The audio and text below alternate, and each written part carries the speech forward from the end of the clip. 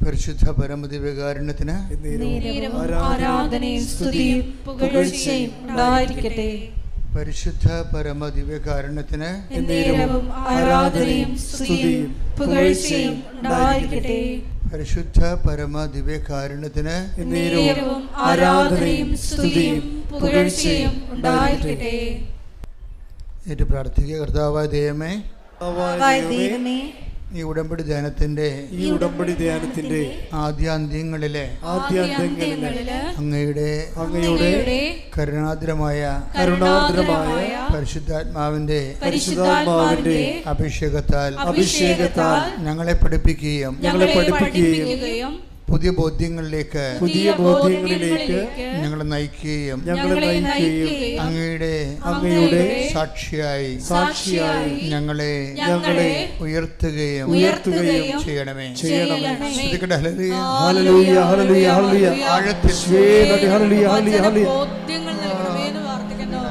സാക്ഷികളാക്കി ഉയർത്തണമേ.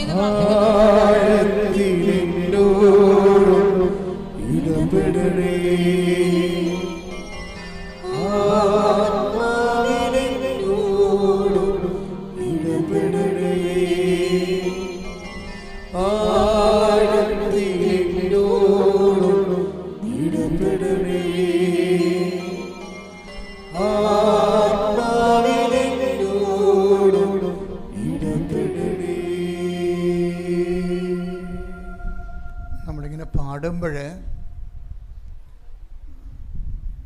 ആ പാടുന്നതനുസരിച്ചുള്ള അന്തരാർത്ഥങ്ങൾക്ക് ആനുപാതികമായിട്ടുള്ള അനുഭവ തലങ്ങൾ നമ്മുടെ അവകാശം കൂടിയാണ്. പാടുന്ന വാക്കുകളുടെ അന്തരാർത്ഥങ്ങൾ. ഇപ്പോൾ എന്താ നമ്മൾ പാടിയത്? എന്താണ്? ആഴത്തിൽ എന്നോട് ഇടപെടണേ, ആത്മാവിൽ എന്നോട് ഇടപെടണേ. അപ്പം ദൈവ അനുഭവം എന്ന് പറയണത്, പ്രത്യേകിച്ച് ഉടമ്പടിയുടെ അനുഭവങ്ങളെന്ന് പറയണത്, ഉടമ്പടിയിൽ ഇങ്ങനെ നമ്മൾ മുന്നോട്ട് പോകുന്തോറും പുതിയ പുതിയ ദൈവാനുഭവങ്ങൾ നമുക്ക് അവകാശമായിട്ടുണ്ടാകും, അനുഭവത്തിലതുണ്ടാവും. ഒരു രസകരമായ സാക്ഷി ഈ ദിവസം കേട്ടത് KJ ജോസഫിൻ്റെ സാക്ഷിയാണ്. KJ Joseph Mananthavady. അപ്പം അദ്ദേഹം ഒരു ഇലക്ട്രീഷ്യനാണ്. ലൈൻ കമ്പനിയിലൊക്കെ വർക്ക് ചെയ്യുന്ന ഇലക്ട്രീഷ്യനാണ്. കറണ്ടുമായിട്ട് ഇടപെടുന്ന ആളാണ്. പക്ഷേ ഒരു ദിവസം ഒരു കുഴപ്പമുണ്ടായി. അതായത് അദ്ദേഹത്തിൻ്റെ വീട്ടിൽ മൊത്തം കറണ്ട് കയറി.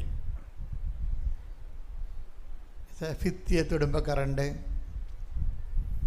അവസാനം കുടിക്കണ വെള്ളത്തിൽ വരെ കറണ്ട് കയറാൻ തുടങ്ങി. അപ്പോൾ ഇദ്ദേഹം ഒരു ഇതിൻ്റെ എൻജിനീയറിങ് ആയത് ഇലക്ട്രിക്കൽ എൻജിനീയറാണ് ആള്. അപ്പോൾ ഇലക്ട്രിസിറ്റിയുമായിട്ട് ബന്ധമുള്ളത് കാരണം പുള്ളിക്ക് നല്ല കോൺഫിഡൻസാണ്. വേറെ ആരെയും വിളിക്കാതെ പുള്ളിക്കാരൻ തന്നെ ഇതെല്ലാം ചെയ്യാൻ തുടങ്ങി. അപ്പോൾ ആൾ ഉടമ്പടി ജീവിക്കുന്ന ആളാണ്. അപ്പോൾ ഇതെല്ലാം ഇതിനിടയ്ക്കാണ് ഈ കറണ്ട് കയറ്റം സംഭവിക്കുന്നത്. വീട്ടിലും ഭിത്തിയിലും എല്ലാം കറണ്ട് കയറിയിരിക്കുകയാണ്. ഇങ്ങനെയൊക്കെ മാത്രമൊരു കോൺഫിഡൻസ്, ഇത് എവിടെയെങ്കിലും കൊണ്ട് സെറ്റ് ചെയ്യാൻ പറ്റുമോ എന്നുള്ള രീതിയിൽ നോക്കിയപ്പോഴുണ്ട് എർത്ത് വയർ വിട്ടുകിടക്കുകയാണ്. അപ്പോൾ അവിടെയൊക്കെ വെള്ളമുണ്ട് ശരിക്കും.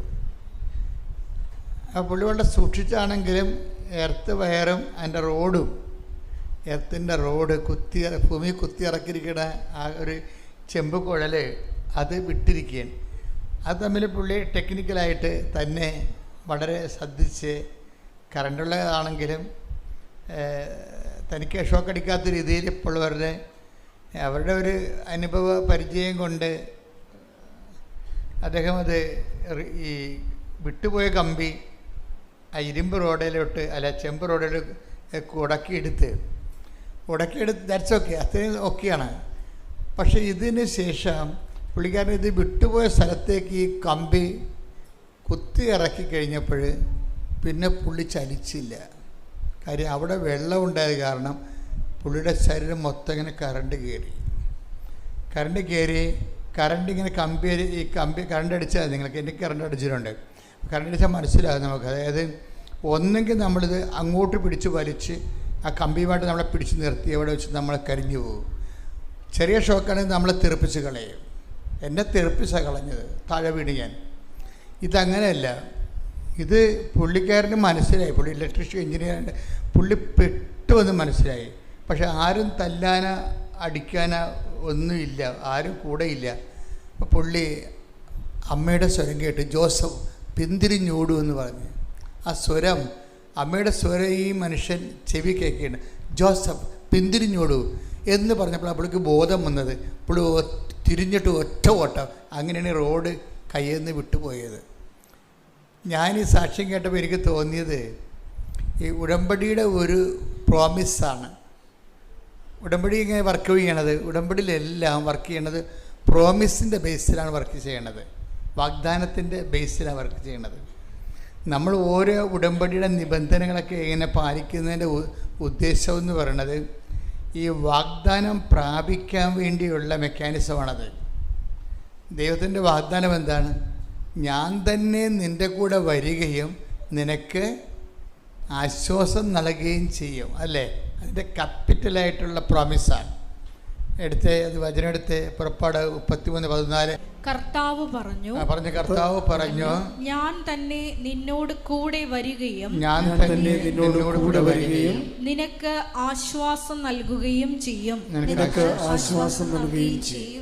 ഉടമ്പടിയുടെ ഏറ്റവും നല്ല ഒരു പ്രസൻസ് മറ്റു പല പ്രാർത്ഥനാ രീതികൾക്കും ഇല്ലാത്ത ഉണ്ടാകാം, പക്ഷേ ഇത്ര കണ്ട് വിവിഡായിട്ട് ക്ലിയറൻസ് ഇല്ലാത്ത ഇത് ഉടമ്പടി ഭയങ്കര ക്ലിയറൻസാണ്. അതായത് ദൈവത്തിൻ്റെ തനി സാന്നിധ്യം വാക്കായിട്ടും സ്വരമായിട്ടും സ്വപ്നമായിട്ടും ദർശനമായിട്ടും മഴവില്ലായിട്ടും സുഗന്ധാഭിഷേകമായിട്ടും ഇങ്ങനെ ഓരോരോ ഘട്ടങ്ങളിൽ ഇങ്ങനെ ഓരോരോ ആഴ്ചകളിലെ ആൾക്കാരിങ്ങനെ പ്രാപിച്ചുകൊണ്ടിരിക്കുകയാണ്. പ്രസൻസ് എന്ന് പറയും. ആഴത്തിൽ എന്നോട് ഇടപെടണമെന്ന് ചോദിച്ചു കഴിഞ്ഞാൽ എൻ്റെ പ്രാർത്ഥനയുടെ അർത്ഥം എന്താ? ദൈവത്തിൻ്റെ ആഴമുള്ള അനുഭവങ്ങൾ എനിക്ക് തരണമെന്നാണ്. ആഴമുള്ള അനുഭവങ്ങൾ കിട്ടിക്കഴിഞ്ഞാലുള്ള ഗുണമെന്ന് വെച്ചാൽ നമുക്കറിയാം, ആഴമുള്ള അനുഭവങ്ങൾ കിട്ടിയാൽ നമ്മൾ പിന്നെ ചെറിയ പ്രശ്നങ്ങൾ ഒരു പതറത്തില്ല. ആഴമുള്ള അനുഭവങ്ങൾ, ഇപ്പോൾ ആൾക്കാരെന്താ പതറണത്? ആൾക്കാർക്ക് മുൻ അനുഭവങ്ങളില്ലാത്തത് കൊണ്ടാണ്. മുന്നനുഭവങ്ങൾ പ്രധാനപ്പെട്ട കാരണമാണ്. ഇപ്പം അപ്പമില്ലാത്തതിനെക്കുറിച്ച് നിങ്ങൾ എന്തിന് ആകുലപ്പെടുന്നു? അപ്പം ആകുലത എന്തുകൊണ്ടാണ്? ആകുലത വരണം. അപ്പോൾ ഈശോ കൊടുക്കണ മറുപടി എന്താണ്? 5 അപ്പം 5000 പേർക്ക് വേണ്ടി തീറ്റിപ്പോറ്റിയപ്പോൾ നിങ്ങൾ എത്ര കുട്ട നിറയെ ശേഖരിച്ചു? Take the word of God. മർക്കോസ് 8:17. ഇത് മനസ്സിലാക്കിയ യേശു അവരോട് പറഞ്ഞു, നിങ്ങൾക്ക് അപ്പമില്ലാത്തതിനെ കുറിച്ച് എന്തിന് തർക്കിക്കുന്നു? ഇനിയും നിങ്ങൾ മനസ്സിലാക്കുകയും ഗ്രഹിക്കുകയും ചെയ്യുന്നില്ലേ? നിങ്ങളുടെ ഹൃദയങ്ങൾ മന്ദീഭവിച്ചിരിക്കുന്നുവോ? കണ്ണുണ്ടായിട്ടും നിങ്ങൾ കാണുന്നില്ലേ? ചെവി ഉണ്ടായിട്ടും നിങ്ങൾ കേൾക്കുന്നില്ലേ? നിങ്ങൾ ഓർമ്മിക്കുന്നില്ലേ? 5 അപ്പം ഞാൻ 5000 പേർക്കായി ഭാഗിച്ചപ്പോൾ ശേഷിച്ച കഷണങ്ങൾ നിങ്ങൾ എത്ര കുട്ട നിറച്ചെടുത്തു? 12 എന്നവർ പറഞ്ഞു. അപ്പൊ ഒരു ആകുലത, അപ്പമില്ലാത്തതിനെ കുറിച്ചൊരു ആകുലത, ജോലി ഇല്ലാത്തതിനെക്കുറിച്ച് ആകുലത, വിവാഹം ഒത്തുവരാത്തതിനെക്കുറിച്ച് ആകുലത, മക്കളില്ലാത്തതിനെക്കുറിച്ച് ആകുലത നമുക്ക് വരും. അപ്പോഴേ നമ്മളെ അവിടെ നിന്ന് രക്ഷപ്പെടുത്തുന്നത് എന്താ? അപ്പോൾ ഈശോ പറഞ്ഞത്, പഴയ കാര്യങ്ങളിലെ നിൻ്റെ ജീവിതത്തിൽ ഞാൻ നേരത്തെ പ്രവർത്തിച്ചിട്ടുള്ള കാര്യങ്ങളെ നീ ഓർക്കണമെന്നാണ് പറയണം. എന്നിട്ട് നീ നിൻ്റെ വിശ്വാസത്തിൻ്റെ നങ്കൂരം അവിടെ ഇറക്കണം. എന്താ കാര്യം? ആ ദൈവം തന്നെയാണ് ഞാൻ. ഇപ്പം യേശുക്രിസ്തു ഇന്നലെയും ഇന്നും എന്നും ഒരാൾ തന്നെ തരെ. Take the word of God. എബ്രായർ 13:8 യേശുക്രിസ്തു പറഞ്ഞ യേശുക്രിസ്തു ഇന്നലെയും ഇന്നും എന്നും ഒരേ ആൾ തന്നെയാണ്.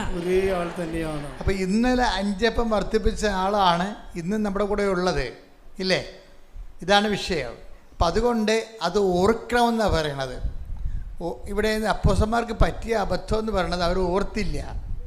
നമുക്ക് അനുഭവങ്ങൾ ഉണ്ടാകാം, പക്ഷെ അത് ഓർക്കണത്, ആ ഓർക്കണതിൻ്റെ കൂടെ ഉണ്ടാകുന്ന ആശ്വാസം അത് വേറെ ഒരു വിഷയമാണ്. എന്താണ്? പരിശുദ്ധാത്മാവിൻ്റെ കുറവും കൂടുതലും അനുസരിച്ചാണ് ഓർക്കണതും മറക്കണതും. മനസ്സിലായി? അവിടെയാണ് ആ കുഴപ്പം വരണത്. പരിശുദ്ധാത്മാവിൻ്റെ റോള് ഭയങ്കരമാണ്. അതുകൊണ്ടാണ് പരിശുദ്ധാത്മാവ് വരുമ്പോൾ ഞാൻ പഠിപ്പിച്ചിട്ടുള്ളതെല്ലാം നിങ്ങളെ അനുസ്മരിപ്പിക്കണ്ടേ. ശ്രുതിക്കട്ടെ. ഹല്ലേലൂയ, ഹല്ലേലൂയ, ഹല്ലേലൂയ, ഹല്ലേലൂയ. യേശുവേ നന്ദി. ഹല്ലേലൂയ, ഹല്ലേലൂയ. യോഹന്നാൻ 14:26 എന്നാൽ എന്റെ നാമത്തിൽ പിതാവ് അയക്കുന്ന സഹായകനായ പരിശുദ്ധാത്മാവ് എല്ലാ കാര്യങ്ങളും നിങ്ങളെ പഠിപ്പിക്കുകയും ഞാൻ നിങ്ങളോട് പറഞ്ഞിട്ടുള്ളതെല്ലാം നിങ്ങളെ അനുസ്മരിപ്പിക്കുകയും ചെയ്യും. പഴയ കാര്യങ്ങൾ ഓർക്കണമെന്ന് ഈശോ പറയുന്നുണ്ട്. ഓർക്കുമ്പോഴാണ് ഈ ആശ്വാസം ഉണ്ടാണ്. ആ ഈശോ തന്നെയാണ് ഇപ്പോഴും ഉള്ളത്. അവിടെ നീ സംഭ്രമിക്കേണ്ട കാര്യമില്ല, ഭയപ്പെടേണ്ട കാര്യമില്ല. ഞാനാണ് നിന്റെ ദൈവം. Take the word of God. സ്തുതിക്കട്ടെ. ഹല്ലേലൂയ, ഹല്ലേലൂയ, ഹല്ലേലൂയ, ഹല്ലേലൂയ. യേശുവേ നന്ദി. ഹല്ലേലൂയ, ഹല്ലേലൂയ, ഹല്ലേലൂയ. യെശയ്യാ 41:10 ഭയപ്പെടേണ്ട, ഞാൻ നിന്നോട് കൂടെയുണ്ട്. സംഭ്രമിക്കേണ്ട, ഞാനാണ് നിന്റെ ദൈവം. ഞാൻ നിന്നെ ശക്തിപ്പെടുത്തുകയും സഹായിക്കുകയും ചെയ്യും. എന്റെ വിജയകരമായ വലത്തു കൈകൊണ്ട് ഞാൻ നിന്നെ താങ്ങി നിർത്തും. I will uphold you in my victorious right hand. എൻ്റെ വിജയകരമായ വലത് കരത്താൽ ഞാൻ നിന്നെ താങ്ങി നിർത്തും. വിജയകരം എന്ന് പറയുന്നത് എന്താണ്? നേരത്തെ യുദ്ധം ചെയ്ത് ജയിച്ച കൈയാണെന്ന്. മനസ്സിലായില്ലേ? നീ അനുഭവിക്കുന്ന പല പ്രശ്നങ്ങളിലൂടെയും കടന്നുപോയി അതിനെല്ലാം ജയിച്ച ആളാണ്. അതുകൊണ്ട് ഇതെല്ലാം കണ്ടതാണ്. അതുകൊണ്ട് നീ ഭയപ്പെടേണ്ട കാര്യമില്ല. ഞാനാണ് നിന്റെ ദൈവം. കൈയടിക്കട്ടെ. സ്തുതിക്കട്ടെ. ഹല്ലേലൂയ, ഹല്ലേലൂയ, ഹല്ലേലൂയ. മഹത്വം, മഹത്വം. ദൈവപിതാവേ നന്ദി. ദൈവപിതാവേ മഹത്വം. ദൈവപിതാവേ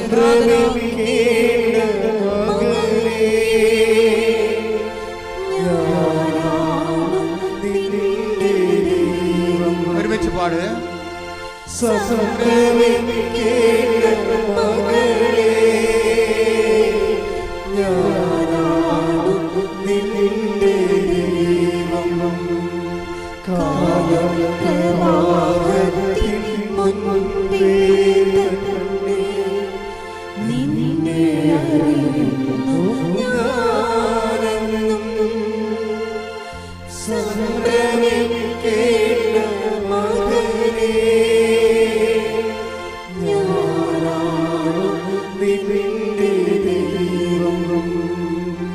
അനുഭവങ്ങൾ നമുക്കുണ്ടാകാം, പക്ഷേ അനുഭവങ്ങൾ നമ്മളെ ആശ്വസിപ്പിക്കണം നിർബന്ധമില്ല.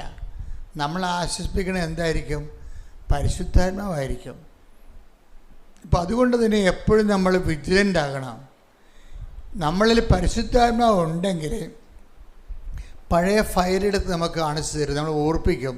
പരിശുദ്ധാത്മാവ് വരുമ്പോൾ ഞാൻ പഠിപ്പിച്ചിട്ടുള്ള നിങ്ങളെ അനുസ്മരിപ്പിക്കുമെന്നാണ് ഈശോയുടെ വാഗ്ദാനം. അപ്പോൾ ഈ പരിശുദ്ധാത്മാവിൽ ഇങ്ങനെ നിലനിൽക്കാൻ എന്താ മാർഗം? എല്ലാവർക്കും വരുന്ന സംഭവങ്ങൾ അവർ പരിശുദ്ധാത്മാവ് ഇപ്പോൾ നമുക്ക് ചില ആപ്ലിക്കേഷൻസൊക്കെ ഉണ്ടല്ലോ, മൊബൈലൊക്കെ ആപ്ലിക്കേഷൻസ് ഇല്ലേ? അപ്പോൾ ഉണ്ടാവും, പക്ഷേ നമ്മൾ പറയും അത് ആക്ടിവേറ്റഡ് ആയിട്ടില്ലെന്ന് പറയും. രണ്ടും രണ്ട് സംഭവമാണ്. അപ്പോൾ നമ്മൾ അതിൻ്റെ ബട്ടൺ അമർത്തി ആക്ടിവേറ്റ് ആക്കും. പരിശുദ്ധാത്മാവ് നമ്മളിൽ ഉണ്ടാവും, അത് ആക്ടിവേറ്റ് മൂഡിലായിരിക്കത്തില്ല. ആക്ടിവേറ്റ് ചെയ്യണമെങ്കിൽ, പരിശുദ്ധാത്മാവിനെ ആക്ടിവേറ്റ് ചെയ്യണമെങ്കിൽ, പ്രവർത്തനക്ഷമമാക്കണമെങ്കിൽ പ്രഥമ നടപടി എന്താണ്?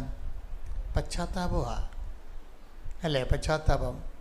അപ്പം ഞങ്ങൾ പരിശുദ്ധാത്മാവിനെ സ്വീകരിക്കാൻ ഞങ്ങൾ എന്ത് ചെയ്യണമെന്നൊക്കെ ചോദിക്കുമ്പോൾ അതിന് സുവിശേഷത്തിലൂടെ പത്രോസ് നൽകുന്ന മറുപടി എന്താണ്? നിങ്ങൾക്ക് പശ്ചാത്താപം ഉണ്ടാകണം അല്ലേ? നടപടിയെടുത്ത് അപ്പോസ്തല പ്രവർത്തനങ്ങൾ 2:38. പത്രോസ് പറഞ്ഞു, നിങ്ങൾ പശ്ചാത്തപിക്കുവിൻ, പാപമോചനത്തിനായി എല്ലാവരും യേശുക്രിസ്തുവിന്റെ നാമത്തിൽ സ്നാനം സ്വീകരിക്കുവിൻ. പരിശുദ്ധാത്മാവിന്റെ ദാനം നിങ്ങൾക്ക് ലഭിക്കും. അപ്പോൾ നിങ്ങൾ ഓർക്കും, അയ്യോ ഇന്നിപ്പോൾ ഇവിടെ എല്ലാവരും കാത്തലിക്സിലല്ല ഇരിക്കുന്നത്, നോൺ ക്രിസ്ത്യൻസും ഉണ്ട്. അപ്പോൾ നിങ്ങൾ അയ്യോ ഞങ്ങളെങ്ങനെ സ്നാനം സ്വീകരിക്കണമെന്ന്. സ്നാനം പലതരം ഉണ്ടല്ലേ. വെള്ളത്തിൽ ബാപ്റ്റിസം വിത്ത് വാട്ടറുണ്ട്, പിന്നെ ബാപ്റ്റിസം ബൈ ഫെയ്ത്ത് ഉണ്ട്. എല്ലാവർക്കും സ്വീകാര്യവും ലളിതവുമായ മാർഗം എന്താണ്? Baptism by ഫെയ്ത്താണ്. യേശുക്രിസ്തുവാണ് എൻ്റെ പാപങ്ങൾക്ക് പരിഹാരം ചെയ്തതെന്ന് വിശ്വസിച്ചാൽ വിശ്വാസ സ്നാനമായി. കൈയടിച്ച് സ്തുതിക്കട്ടെ. ഹല്ലേലൂയ. ഹല്ലേലൂയ, ഹല്ലേലൂയ, ഹല്ലേലൂയ, ഹല്ലേലൂയ. മഹത്വം, ആരാധന, ഹല്ലേലൂയ, ഹല്ലേലൂയ. ആരാധന, മഹത്വം,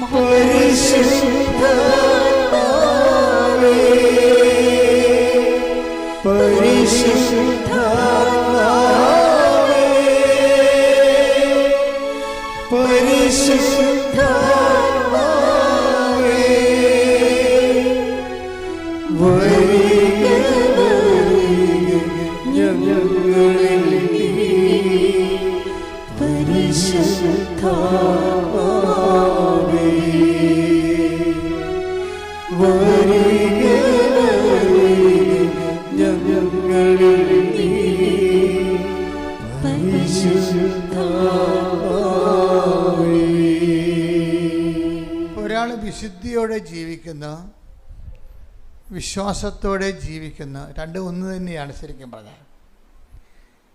വിശുദ്ധിയോടെ ജീവിക്കുന്നു എന്ന് പറയണതും വിശ്വാസത്തോടെ ജീവിക്കുന്നു എന്ന് പറയണതും ഒന്നാണ്. രണ്ടാകണമെങ്കിൽ എൻ്റെ അകത്ത് കാപട്യമുണ്ട്. പറക്കും പറ്റുന്ന വിശ്വാസം, അതായത് ഞാൻ വിശ്വാസിയാണെന്ന് പറയുകയും ചെയ്യും, അവർക്ക് വിശുദ്ധി ഉണ്ടാകുകയും ചെയ്യത്തില്ല.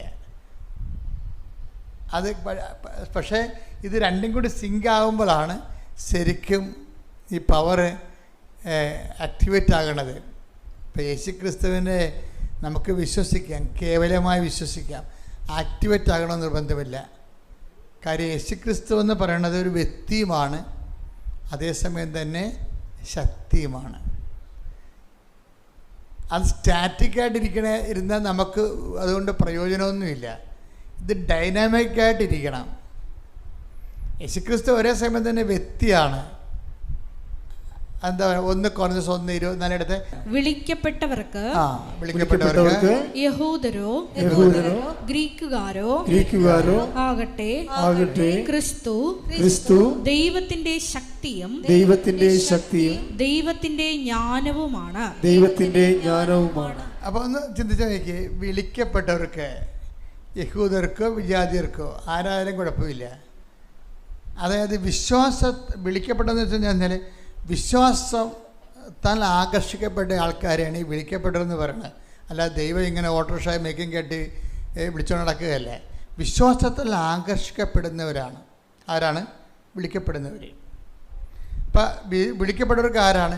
യേശുക്രിസ്തു ആരാണ്? ദൈവത്തിൻ്റെ ജ്ഞാനവും ദൈവത്തിൻ്റെ ശക്തിയുമാണ്. ഇപ്പം ദൈവത്തിൻ്റെ ശക്തി എന്ന് പറയുമ്പോൾ എന്താണ്?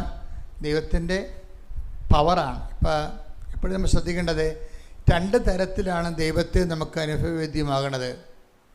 ഒന്ന് വ്യക്തിയായിട്ടും രണ്ടാമത്തത് ശക്തിയായിട്ടും. ഒന്ന് വ്യക്തിയായിട്ടും രണ്ടാമത്തത് ശക്തിയായിട്ടും. ഇപ്പം ചില സമയത്ത് വ്യക്തിയും ശക്തിയും ഒരുമിച്ച് വരും. ഇപ്പം ചില സമയത്ത് നമ്മൾ പരിശുദ്ധാത്മാവിനെക്കുറിച്ച് ഈ പ്രസംഗങ്ങളുണ്ട്. വെച്ച് കഴിഞ്ഞാൽ പരിശുദ്ധാത്മാവിനെ നിങ്ങൾ വേദനിപ്പിക്കരുതെന്ന് പറയത്തില്ലേ? എഫേസോസ് 4:30 രക്ഷയുടെ ദിനത്തിനു വേണ്ടി. എഫേസോസ് 4:30 ലേഖനമാണ് കേട്ടോ, പൗലോസ് അപ്പോസ്തലന്റെ. രക്ഷയുടെ ദിനത്തിനു വേണ്ടി, രക്ഷയുടെ ദിനത്തിനു വേണ്ടി നിങ്ങളെ മുദ്രിതരാക്കിയ ദൈവത്തിന്റെ പരിശുദ്ധാത്മാവിനെ വേദനിപ്പിക്കരുത്. വേദനിപ്പിക്കണ ഒരു വ്യക്തി ആയാലല്ലേ വേദനിപ്പിക്കാൻ പറ്റത്തുള്ളൂ, ഇല്ലേ? ഇപ്പം ദൈവം വ്യക്തിയാണ് ശരിക്കും. ഇപ്പം വ്യക്തിയായിട്ട് ഇങ്ങനെ അതേസമയത്ത് അതാണ് വേദനിപ്പിക്കുന്നത് പറയണത്. എപ്പോഴാണ് വേദനിച്ച് പരിശുദ്ധാത്മാവിനെതിരായിട്ടുള്ള പാപങ്ങളിലേക്കൊക്കെ നമ്മൾ വീഴുമ്പോഴാണ് പരിശുദ്ധാത്മാവ് വേദനിക്കുകയും, വേദനിച്ച് കഴിഞ്ഞാൽ പിന്നെ സംഭവിക്കണത് എന്താണ്? നിർവീര്യമായി പോകും, പവർ പോകും. ഡീപ് പവർ എന്ന് പറഞ്ഞില്ലേ, പവർ പോകും. 1 തെസ്സലോനിക്കർ 5:19 ആത്മാവിനെ നിങ്ങൾ നിർവീര്യമാക്കരുത്. അവിടെ എന്താ പറയണത്? നിർവീര്യം ആക്കരുത്, ഡീപ് പവർ ചെയ്യരുതെന്ന്. അതാ ആത്മാവ് ശക്തിയായത് കൊണ്ടാണ്, ആത്മാവ് ശക്തിയായത് കൊണ്ടാണ് നിങ്ങൾ ഡീപ് പവർ ചെയ്യരുതെന്ന് പറയണത്, നിർവീര്യമാക്കരുത്. അപ്പം ദൈവകൽപ്പനകൾക്കെതിരെ, അപ്പം ഡീപ് പവർ ചെയ്യാതിരിക്കാൻ വേണ്ടി, പവർ മെയിൻറ്റെയിൻ ചെയ്യാൻ വേണ്ടിയാണ് ഈ ഉടമ്പടിയിലേക്ക് വരണത് നമ്മൾ. മനസ്സിലായില്ലേ? ആ ദൈവമായിട്ടുള്ള സ്നേഹം നിലനിൽക്കാൻ വേണ്ടി എപ്പോഴും ഈശോ പറയും, നിങ്ങൾ എൻ്റെ സ്നേഹത്തിൽ നിലനിൽക്കുവിൻ. ഹല്ലേലൂയ ഹല്ലേലൂയ ഹല്ലേലൂയ ഹല്ലേലൂയ ഹല്ലേലൂയ. യേശുവേ നന്ദി. ഹല്ലേലൂയ ഹല്ലേലൂയ ഹല്ലേലൂയ ഹല്ലേലൂയ ഹല്ലേലൂയ ഹല്ലേലൂയ ഹല്ലേലൂയ.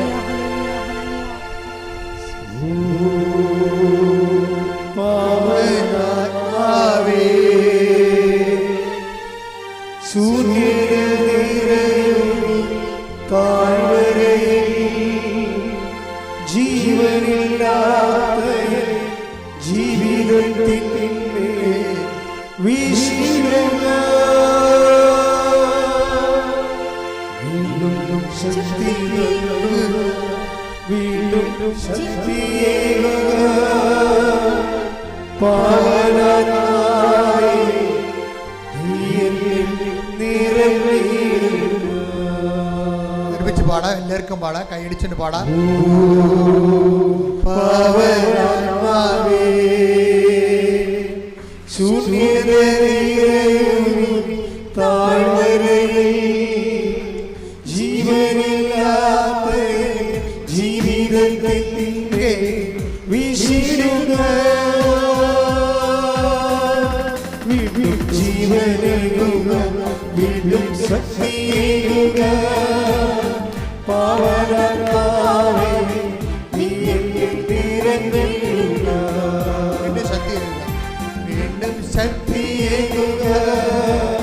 പാവനാത്മാവേ നീ എന്നിൽ നിറഞ്ഞിടുക. ഓ പാവനാത്മാവേ, പാവനാത്മാവേ ശൂന്യതയിലും താഴ്വരയിൽ ജീവനില്ലാത്ത ജീവിതത്തിൻ്റെ വീശിടുക. വീണ്ടും ജീവനേകുക, വീണ്ടും ശക്തിയേകുക. പാവനാത്മാവേ നീ എന്നിൽ നിറഞ്ഞിടുക. വീണ്ടും ശക്തിയേകും, ശക്തിയേകുക. പാവനാത്മാവേ നീ എന്നിൽ നിറഞ്ഞിടുക. കൈ നെഞ്ചത്ത് വെച്ചുകൊണ്ട് വീണ്ടും ശക്തിയേകുക. പാവനാത്മാവേ നീ എന്നിൽ നിറഞ്ഞിടുക. ഒരുമിച്ച് എല്ലാവരും വീണ്ടും ശക്തിയേകുക. പാവനാത്മാവേ നീ എന്നിൽ നിറഞ്ഞിടുക. വീണ്ടും ശക്തിയേകുക. പാവനാത്മാവേ നീ എന്നിൽ നിറഞ്ഞിടുക.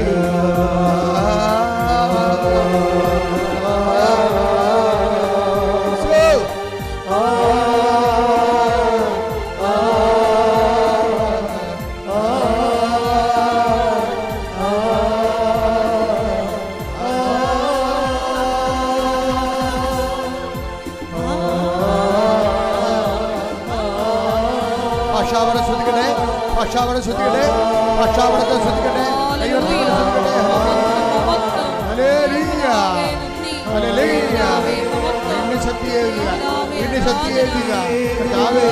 സ്വർഗം തുറക്കണമേ, സ്വർഗം തുറക്കണമേ, സ്വർഗം തുറക്കണമേ. എന്റെ വിശുദ്ധ പൗരോഹിത്യത്തെ മഹത്വപ്പെടുത്തണമേ, സഭയുടെ സാന്നിധ്യത്തെ പ്രകടമാക്കണമേ. അടിക്കാറ്റ് പോലെ, അടിപ്പിണൽ പോലെ, മതം പോലെ ദൈവികമായ ശക്തിയാൽ അഭിഷേകം ചെയ്യണമേ. മാറിയ രോഗങ്ങള്, തീരാവേദനകള്, ജീവിത ദുരിതങ്ങള്, ജീവിത ഭാരങ്ങള് യേശുവിന്റെ നാമത്തില്, യേശുവിന്റെ നാമത്തില്, യേശുവിന്റെ നാമത്തില് വിട്ടുമാറട്ടെ, വിട്ടൊഴിയട്ടെ, വിട്ടൊഴിയട്ടെ. ശ്രദ്ധിക്കട്ടെ, ശ്രദ്ധിക്കട്ടെ, ശ്രദ്ധിക്കട്ടെ.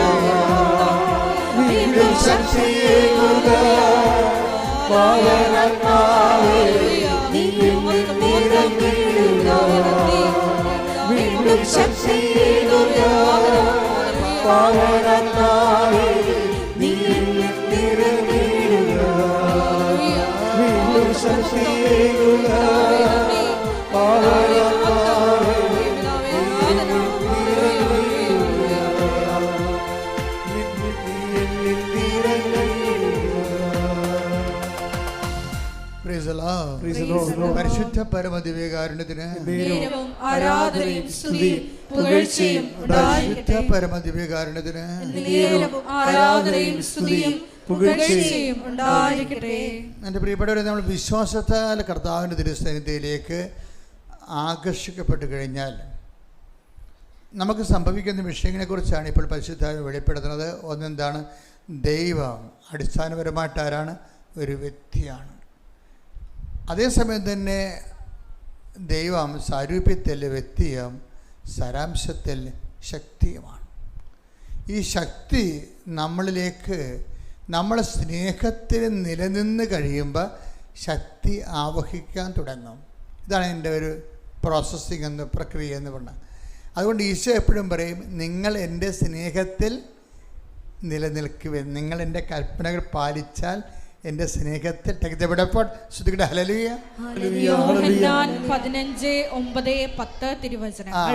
യോഹന്നാൻ 15-ാം അധ്യായം 9-10 തിരുവചനങ്ങൾ. പിതാവ് എന്നെ സ്നേഹിച്ചതുപോലെ, പറഞ്ഞേ, പിതാവിനെ സ്നേഹിച്ചതുപോലെ ഞാനും നിങ്ങളെ സ്നേഹിച്ചു. നിങ്ങൾ എന്റെ സ്നേഹത്തിൽ നിലനിൽക്കുവിൻ. ഞാൻ എന്റെ പിതാവിന്റെ കൽപ്പനകൾ പാലിച്ച് അവിടുത്തെ സ്നേഹത്തിൽ നിലനിൽക്കുന്നത് പോലെ നിങ്ങൾ എന്റെ കൽപ്പനകൾ പാലിച്ചാൽ എന്റെ സ്നേഹത്തിൽ നിലനിൽക്കും. ഇത് വലിയ അക്ഷരത്തിൽ DTP ചെയ്ത് നിങ്ങൾ ഉടമ്പടി എടുത്തവർ നിങ്ങളുടെ വീട്ടിൽ ഭിത്തിയിൽ ഒട്ടിച്ച് വെക്കണം. എന്താ കാര്യം വെച്ച് കഴിഞ്ഞാൽ ഈശോ എന്താ പറയുന്നത്? 15:9, യോഹന്നാൻ 15:9. അതായത് ഈ സ്നേഹത്തിൽ നിലനിൽക്കാനുള്ള, ഈ സ്നേഹത്തിൽ നിലനിൽക്കുമ്പോഴാണ് എന്ത് സംഭവിക്കുന്നത്? നമ്മളെ ശക്തിയിലും നിലനിൽക്കാം. ഇതാണ് ഒരുമിച്ച് പോണ കാര്യങ്ങളാണത്. ഇപ്പോൾ നമ്മൾ 2 Corinthians 12:9 യേശുക്രിസ്തുവിൻ്റെ ശക്തി എന്നിലേക്ക് ആവസിക്കാൻ വേണ്ടി ഞാൻ എൻ്റെ ബലഹീനതയെ ഓർത്തുകൊണ്ട് സ്തുതിക്കുമെന്ന് പറയട്ടെ. ഇവിടെ ശ്രദ്ധിക്കട്ടെ. ഹല്ലേലൂയ. 2 Corinthians 12:9 ക്രിസ്തുവിന്റെ ശക്തി, പറഞ്ഞേ, ക്രിസ്തുവിന്റെ ശക്തി എന്റെ മേൽ ആവസിക്കേണ്ടതിന് ഞാൻ പൂർവാധികം സന്തോഷത്തോടെ എന്റെ ബലഹീനതയെ കുറിച്ച് പ്രശംസിക്കും. ഇത് വളരെ ശ്രദ്ധയോടെയാണ് ഈ വാചകം കേൾക്കേണ്ടത്. എന്താ കാര്യം? എന്നിട്ട് പറഞ്ഞ 2 Corinthians 12:9 എന്താ പറഞ്ഞത്? ക്രിസ്തുവിന്റെ ശക്തി എന്നിലേക്ക് ആവസിക്കുന്നതിനായി. അപ്പോഴേ ക്രിസ്തുവിന്റെ നമ്മൾ കണ്ടത് എന്താണ്? അതായത് ദൈവം ഒരു വ്യക്തിയുമാണ്, അതേസമയം തന്നെ ശക്തിയുമാണ്. ഇനി വ്യക്തിയുമായിട്ട് നമുക്കുണ്ടാകുന്ന പ്രശ്നം എന്താണ്? ഈശോ പറയും, നിങ്ങൾ എൻ്റെ സ്നേഹത്തിൽ നിലനിൽക്കുവിൻ, അല്ലേ? എങ്ങനെയാണ് സ്നേഹത്തിൽ നിലനിൽക്കുന്നത്? ഉടമ്പടി പ്രകാരമേ സ്നേഹത്തിൽ നിലനിൽക്കാൻ പറ്റത്തുള്ളൂ. പറഞ്ഞ മനസ്സിലായില്ലേ? വളരെ ശ്രദ്ധിക്കണം. ഒരു വ്യക്തിക്ക് ഉടമ്പടി പ്രകാരം മാത്രമേ ദൈവത്തിൻ്റെ സ്നേഹത്തിൽ നിലനിൽക്കാൻ പറ്റത്തുള്ളൂ. അല്ല പ്രാർത്ഥനാ പ്രകാരം മാത്രം പറ്റത്തില്ല. നോമിനൽ ഫെയ്ത്തായിട്ട് പറ്റത്തില്ല. ഒരു കേവല വിശ്വാസിയായിട്ട് പറ്റത്തില്ല. ജ്ഞാനസ്നാനം ചെയ്തുകൊണ്ട് മാത്രം പറ്റത്തില്ല. എന്താ കാര്യം? ഞാൻ എൻ്റെ പിതാവിൻ്റെ കൽപ്പനകൾ പാലിച്ച്, പറഞ്ഞേ, ഞാൻ എൻ്റെ പിതാവിൻ്റെ കൽപ്പനകൾ പാലിച്ച്. അപ്പോൾ ഉടമ്പടിയിലാണ്, ഈശോ ഉടമ്പടിയിലാണ്. മനസ്സിലായില്ലേ? ഞാൻ ആ 15:9 നോക്കുമ്പോൾ നമുക്ക് മനസ്സിലാകും ഈശോ ഉടമ്പടിയിലാണ്. എന്താ പറഞ്ഞിരിക്കുന്നത്? ഞാൻ എൻ്റെ പിതാവിൻ്റെ കൽപ്പനകൾ പാലിച്ച്, പറഞ്ഞേ, ഞാൻ എൻ്റെ പിതാവിൻ്റെ കൽപ്പനകൾ പാലിച്ച് അവിടുത്തെ സ്നേഹത്തിൽ നിലനിൽക്കുന്നത് പോലെ എൻ്റെ കൽപ്പനകൾ പാലിച്ചാൽ നിങ്ങളും എൻ്റെ സ്നേഹത്തിൽ നിലനിൽക്കും. അപ്പം ഇതാണ് ഈ സ്നേഹത്തിൽ നിലനിൽക്കുന്നതാണ് ഇതിൻ്റെ ഒരു സ്റ്റാറ്റസ് എന്ന് പറയുന്നത്. ഇപ്പോൾ കത്തോലിക്കർ കുമ്പസാരിക്കുമല്ലോ, 2 ആഴ്ച കൂടുമ്പോൾ കുമ്പസാരിക്കാൻ പറഞ്ഞിട്ടുണ്ട്. കുമ്പസാരിക്കുമ്പോൾ അത് കുഴിയാഴ്ച കുമ്പസാരമല്ല കേട്ടോ, നോൻപ് കുമ്പസാരവും അല്ല. ഉടമ്പടി കുമ്പസാരം എന്ന് പറയുന്നത് ആദ്യം നിങ്ങൾ പരിശോധിച്ച് സ്റ്റാറ്റസ് കീപ്പ് ചെയ്യുന്നുണ്ടോ എന്ന് നോക്കണം. എന്താണ്? കർത്താവിൻ്റെ സ്നേഹത്തിലാണോ ഞാൻ നിലനിൽക്കുന്നതെന്നാണ് ആദ്യം പരിശോധിക്കേണ്ടത്. ഉടമ്പടി പുതുക്കുന്നവരും പരിശോധിക്കേണ്ടത് അതാണ്. ഫസ്റ്റ് റെഫറൻസ്, ഞാൻ കർത്താവിൻ്റെ സ്നേഹത്തിലാണോ നിലനിൽക്കുന്നത്. ഇപ്പം നിലനിൽക്കുന്നതിന് എന്താ? എൻ്റെ കൽപ്പനകൾ പാലിച്ചാൽ, പറഞ്ഞേ, എൻ്റെ കൽപ്പനകൾ പാലിച്ചാൽ നിങ്ങൾ എൻ്റെ സ്നേഹത്തിൽ നിലനിൽക്കും. അപ്പോൾ കൽപ്പനകൾ പാലിക്കുന്നതിലൂടെയാണ് നിങ്ങൾക്ക് എന്നോട് സ്നേഹമുണ്ടെങ്കിൽ നിങ്ങൾ എൻ്റെ കൽപ്പനകൾ പാലിക്കും. ഈശോ എടുത്തെടുത്ത് പറയുന്ന സംഭവമാണ്. ദൈവം ഒരു വ്യക്തി എന്ന നിലയിൽ ആ വ്യക്തിയോടുണ്ടാകാവുന്ന നമ്മളുടെ ഇൻറ്റിമസി നിശ്ചയിക്കുന്നത് നമ്മൾ പാലിക്കുന്ന വചനങ്ങളുടെ, ചെറുതും വലുതുമായിട്ടുള്ള വചനങ്ങളുടെ വെയിറ്റേജ് അനുസരിച്ചായിരിക്കും. ഇൻറ്റിമസി ദൈവമായിട്ടുള്ള, ശ്രദ്ധിച്ച് കേൾക്കണം, ഇത് പ്രബോധനമാണ്. പ്രബോധനം എന്തിനുള്ളതാണ്? നിങ്ങൾക്ക് പ്രബോധനം കൊടുക്കാനുള്ളതാണ്. 2 തരം വിളമ്പലാണ് ആൾക്കാരിൽ നിന്ന് കിട്ടുന്നത്. പാല് കിട്ടും, ശിശുക്കൾക്കാണ്. പാല് കഴിഞ്ഞാൽ പിന്നെ കിട്ടണത് എന്താ? പ്രബോധനമാണ്. അപ്പോൾ ചിലർക്ക് പ്രബോധനമാകുമ്പോൾ അയ്യോ ഇത് പ്രബോധനമാണല്ലോ എന്ന് പറയുമ്പോൾ അതല്ല, അത് പുതുക്കിയ ദൈവത്തെ വളർന്ന ദൈവത്തിന് വേണ്ടി ജീവിക്കുന്ന ആൾക്കാർക്ക് വേണ്ടിയാണ് ഈ പ്രബോധനം കിട്ടുന്നത്.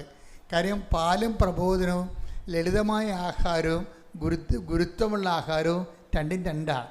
ഇപ്പം നിങ്ങൾക്ക് നൽകിക്കൊണ്ടിരിക്കുന്നത് രണ്ടും ഒരുമിച്ചാണ് നൽകിക്കൊണ്ടിരിക്കുന്നത്. പാല് കൊണ്ടിരുത്ത് പ്രബോധനമുണ്ട്. ഈ പ്രബോധനം എപ്പോഴും നമ്മൾ ശ്രദ്ധിക്കണം. പ്രബോധനം മനസ്സിലാക്കി കഴിഞ്ഞാൽ നിങ്ങളെ ഉപദേശ വരങ്ങളാണ്. അപ്പോൾ ഒന്ന് എടുത്തേ, ഹെബ്രായർ 5:12 ഇതിനകം നിങ്ങളെല്ലാവരും പ്രബോധകരാകേണ്ടിയിരുന്നവരാണ്. അതാണ് സംഭവം. ഈ ഉടമ്പടി വെള്ള ഉടമ്പടിയുണ്ട്, സിൽവർ ഗ്രേ എന്നൊക്കെ പറഞ്ഞില്ലേ, ആ കക്ഷികളെ കുറിച്ചാണ് ഇപ്പോൾ പറയണത്.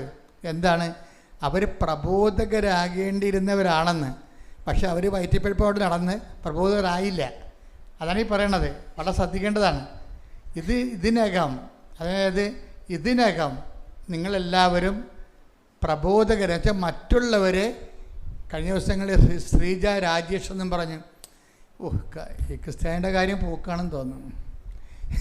ഇന്നലെ ശ്രീജ രാജേഷ് എന്നും പറഞ്ഞൊരു മോളോട് സാക്ഷ്യം പറഞ്ഞു. ശ്രീജ രാജേഷ്. അപ്പോൾ അവൾ ദൈവസ്നേഹം നിറഞ്ഞ് ഉടമ്പടി എടുത്ത് ദൈവസ്നേഹം നിറഞ്ഞ് ദൈവമായിട്ട് ഭയങ്കര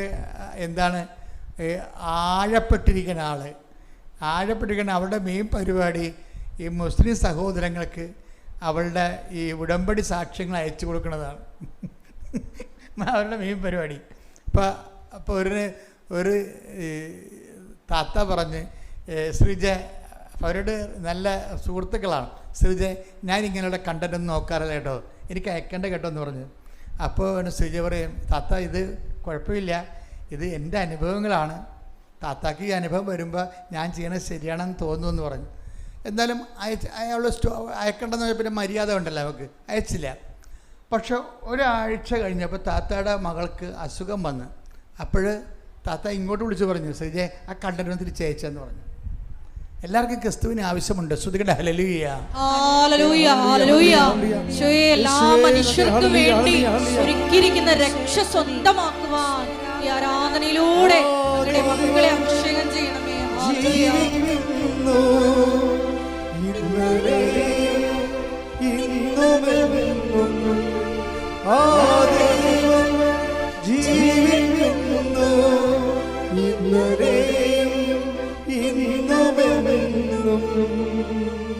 പരിശുദ്ധ പരമ ദിവ്യകാരുണ്യത്തിന് എന്നേരവും ആരാധനയും സ്തുതിയും പുകഴ്ചയും ഉണ്ടായിരിക്കട്ടെ. അപ്പോഴേ ശ്രീജയെ സംബന്ധിച്ചിടത്തോളം വളരെ വെച്ചിരിക്കുന്നത് ഇടിക്കണ പോലെയാണ് അനുഗ്രഹങ്ങൾ. വളരെ നമ്മൾ ഈ ആഴ്ചയിൽ വന്ന ഏറ്റവും പാവപ്പെട്ട സ്ത്രീയാണ്. പക്ഷേ വിശ്വാസത്തിൽ അവിടെ ഒരു കോടീശ്വരിയാണ്. അതാണ് വിഷയം. നമുക്ക് ചിലപ്പോൾ പണത്തിൽ നമ്മൾ സെറ്റപ്പായിരിക്കാം, വിശ്വാസത്തിൽ നമ്മൾ വളരെ പരാധീനതപ്പെട്ട ആളാകാം.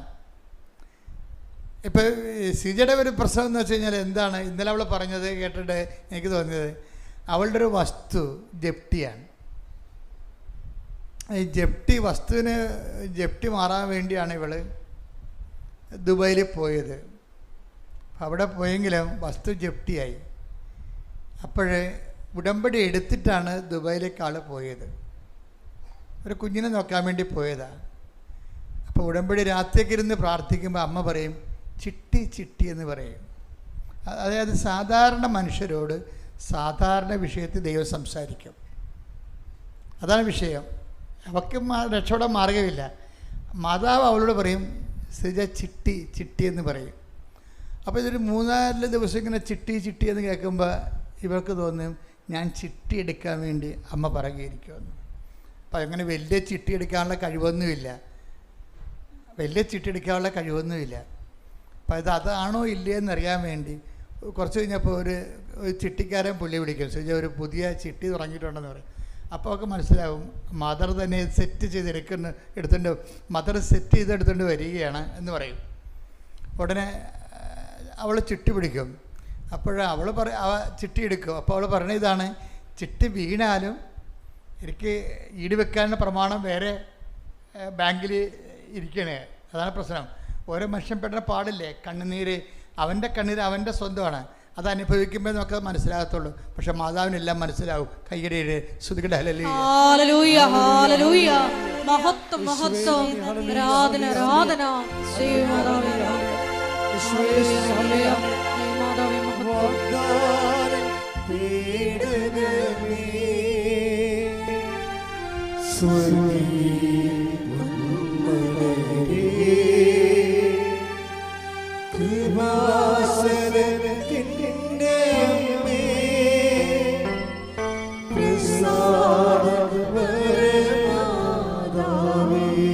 വാഗ്ദാനപ്പെടുകവേ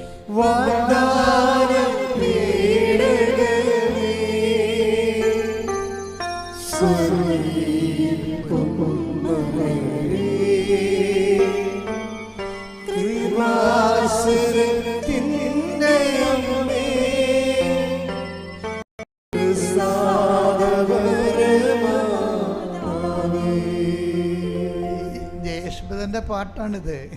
ജയേഷ്മതനോട് ഒരിക്കൽ ഞാൻ പറഞ്ഞ് നമ്മുടെ മാതാവിനെക്കുറിച്ച് പാട്ട് പാടാമെന്ന് പറഞ്ഞു. ഇപ്പം ജയേഷ്മതൻ എഴുതിക്കൊണ്ട് വന്ന പാട്ടാണിത്. വാഗ്ദാന പേടകമേ, എന്താ ജയേഷ്മത? വാഗ്ദാന പേടകമേ, സ്വർഗീയ പൊന്മലരെ, സ്വർഗീയ പൊന്മലരെ, കൃപാസനത്തിൻ്റെ അമ്മേ. കൃപാസനത്തിൻ്റെ അമ്മയെന്ന് കേട്ടപ്പോൾ എൻ്റെ നെറ്റി ചുളിഞ്ഞായിരുന്നു അന്ന്. ഞാൻ പറഞ്ഞില്ല. ഞാൻ നിങ്ങളിങ്ങനെ ഓരോ ധ്യാനഗ്രന്ഥക്കാരും ഓരോ അമ്മയും കൊണ്ട് പൊക്കിക്കൊണ്ട് നടക്കണം എൻ്റെ ഉദ്ദേശം. ഞാൻ എൻ്റെ ഉള്ളിൽ തന്നെ എപ്പോഴും ഒരു യുക്തിവാദി ജീവിച്ചിരിപ്പുണ്ട്. അത് കാരണം ഇങ്ങനെയൊക്കെ കേൾക്കുമ്പോൾ എനിക്ക് അത്ര ഇഷ്ടപ്പെടത്തില്ല. കാര്യം അങ്ങനെ നമ്മളെ കൃപാസനത്തിൻ്റെ അമ്മ, സഭയുടെ മാതാവെന്ന് പറഞ്ഞാൽ പോരെ. പക്ഷേ ആ പാട്ട് ക്ലിക്കായി, അഭിഷേകമായി. എൻ്റെ കൃപാസനത്തിൻ്റെ അമ്മയെന്ന് ഇപ്പം എനിക്ക് കുറച്ച് അന്നെനിക്ക് മനസ്സിലായില്ലെങ്കിലും ഇന്നെനിക്ക് മനസ്സിലാകുന്നുണ്ട്. എന്താ കാര്യം?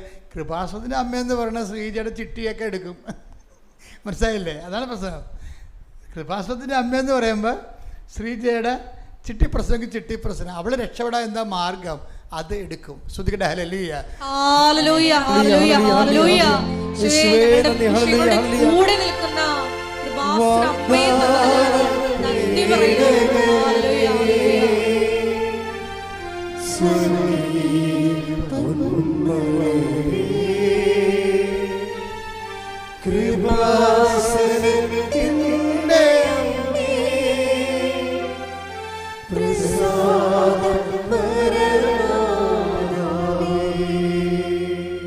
പരിശുദ്ധ പരമദിവ്യകാരുണ്യത്തിന് ആരാധനയും സ്തുതിയും പുകഴ്ചയും ഉണ്ടായിരിക്കട്ടെ. പിന്നെ ആ ചിട്ടിക്കാരൻ വിളിച്ച് പറഞ്ഞ ശരി, 2 ചിട്ടി തുടങ്ങിയിട്ടുണ്ട് പുതുതായിട്ട്, നീ വേണേൽ 1 ചിട്ടി കൂടി എടുക്കാൻ പറഞ്ഞു. അപ്പം അതിനും കൂടി 5000 രൂപയാണ് എൻ്റെ ഗഡുക്കൾ വരുന്നത്. ഇവൾ 5000 അടച്ച് ഇപ്പോൾ ഒരു ദിവസം ഒരു മാസം 10000 രൂപ 2 ചിട്ടിക്ക് അടക്കണം. വേറെ കടങ്ങളൊക്കെ ഉണ്ട്. ഇതിനോട് ചിട്ടിയും കൂടി ചെയ്താൽ പിന്നെ അറ്റപ്പറ്റ നിൽക്കുകയുള്ളൂ. അപ്പം അങ്ങനെ ഒരു ബാലൻസിലാണ് പോണത്. നൂലുമേലുള്ള ജീവിതം, നൂലുമേക്കൂടിയുള്ള, നൂൽപ്പാലത്തിൽ കൂടിയുള്ള ജീവിതമാണ് ഇങ്ങനെ പോണത്. അപ്പോൾ അമ്മയോട് അവൾ പറയും, എൻ്റെ ജപ്തിയാണ് പറമ്പിന്, അതിൻ്റെ സമയം കഴിയാൻ പോകുന്നു, ചിട്ടിയുടെ ദിവസമായി വരുന്നു. അമ്മ ഈ ചിട്ടിക്ക് എന്നെ സഹായിച്ചാൽ മാത്രമേ ഈ ജപ്തിയിൽ നിൻ്റെ പ്രമാണം രക്ഷപ്പെടുത്താൻ പറ്റത്തുള്ളൂ. ഇതൊക്കെ പറഞ്ഞാൽ അമ്മയ്ക്ക് പെട്ടെന്ന് മനസ്സിലാകും. അതാണ് മനസ്സിലായത്. ഇപ്പം നിങ്ങൾ ഇപ്പോൾ ബുദ്ധിയുള്ളവരൊക്കെ പറയും, ഓ ഇങ്ങനെയൊക്കെയാണ് മാതാവിനോട് പ്രാർത്ഥിക്കുന്നത്. ശ്രീജ അങ്ങനെയാണ് പ്രാർത്ഥിച്ചത്. കാര്യം അവളുടെ പ്രശ്നം അതാ. അവളെന്താ പറയണത്? അവളുടെ ബാങ്കിൽ അവളുടെ പ്രമാണം ജപ്തിയിലാണ്. അതിനൊരു ഡേറ്റ് ഉണ്ട് ജപ്തിക്ക്. ആ ഡേറ്റിന് മുമ്പ് ചിട്ടി വീഴണം. ചിട്ടി ഒന്നേ ഇറക്കിയിട്ടുള്ളൂ. ആ ചിട്ടി വീഴാൻ വേണ്ടിയാണ് ഇവൾ പറയണത്. ആ ചിട്ടിയിൽ 60 പേരുണ്ട്, കുറിയിടുകയാണ്. ആ ചിട്ടിക്ക് 60 ആൾക്കാർ ചേർന്നിട്ടുണ്ട് അതിൻ്റെ അകത്ത്. അപ്പോൾ ഇവിടെ രാത്രി ഇരുന്ന് അമ്മയോട് പറയും, അമ്മേ 60 പേരുണ്ട്, ചോദിക്കണമെന്നും പറയണ്ട, വേറെ മാർഗ്ഗമില്ലല്ലോ. അമ്മ ഇവിടുന്ന് അവൾ പറയുന്നുണ്ട്, ചില്ലും പൊട്ടിച്ച് അമ്മ പോകണം. ആ പ്രാർത്ഥന അത്രയേ ഉള്ളൂ, സിമ്പിളാണ് ആ പ്രാർത്ഥന. നമുക്കത് പറയുമ്പോൾ അയ്യോ ഇങ്ങനെയൊക്കെയാണ് പ്രാർത്ഥിക്കുന്നത്. അവളുടെ അവസ്ഥയാണ്, അമ്മ ചില്ലും പൊട്ടിച്ച് അമ്മ പോകണം. അമ്മ ചെന്നിട്ട് എൻ്റെ പേര് തന്നെ എടുത്ത് എനിക്ക് തന്നെ, എന്നാലും നിക്കക്കള്ളിയുള്ളെന്ന് പറയും. പിറ്റേ ദിവസം ചിട്ടി എടുക്കുമ്പോൾ 1ാമത്തെ ചിട്ടി കുറി വീണ ശ്രീജയുടെ പേരാ.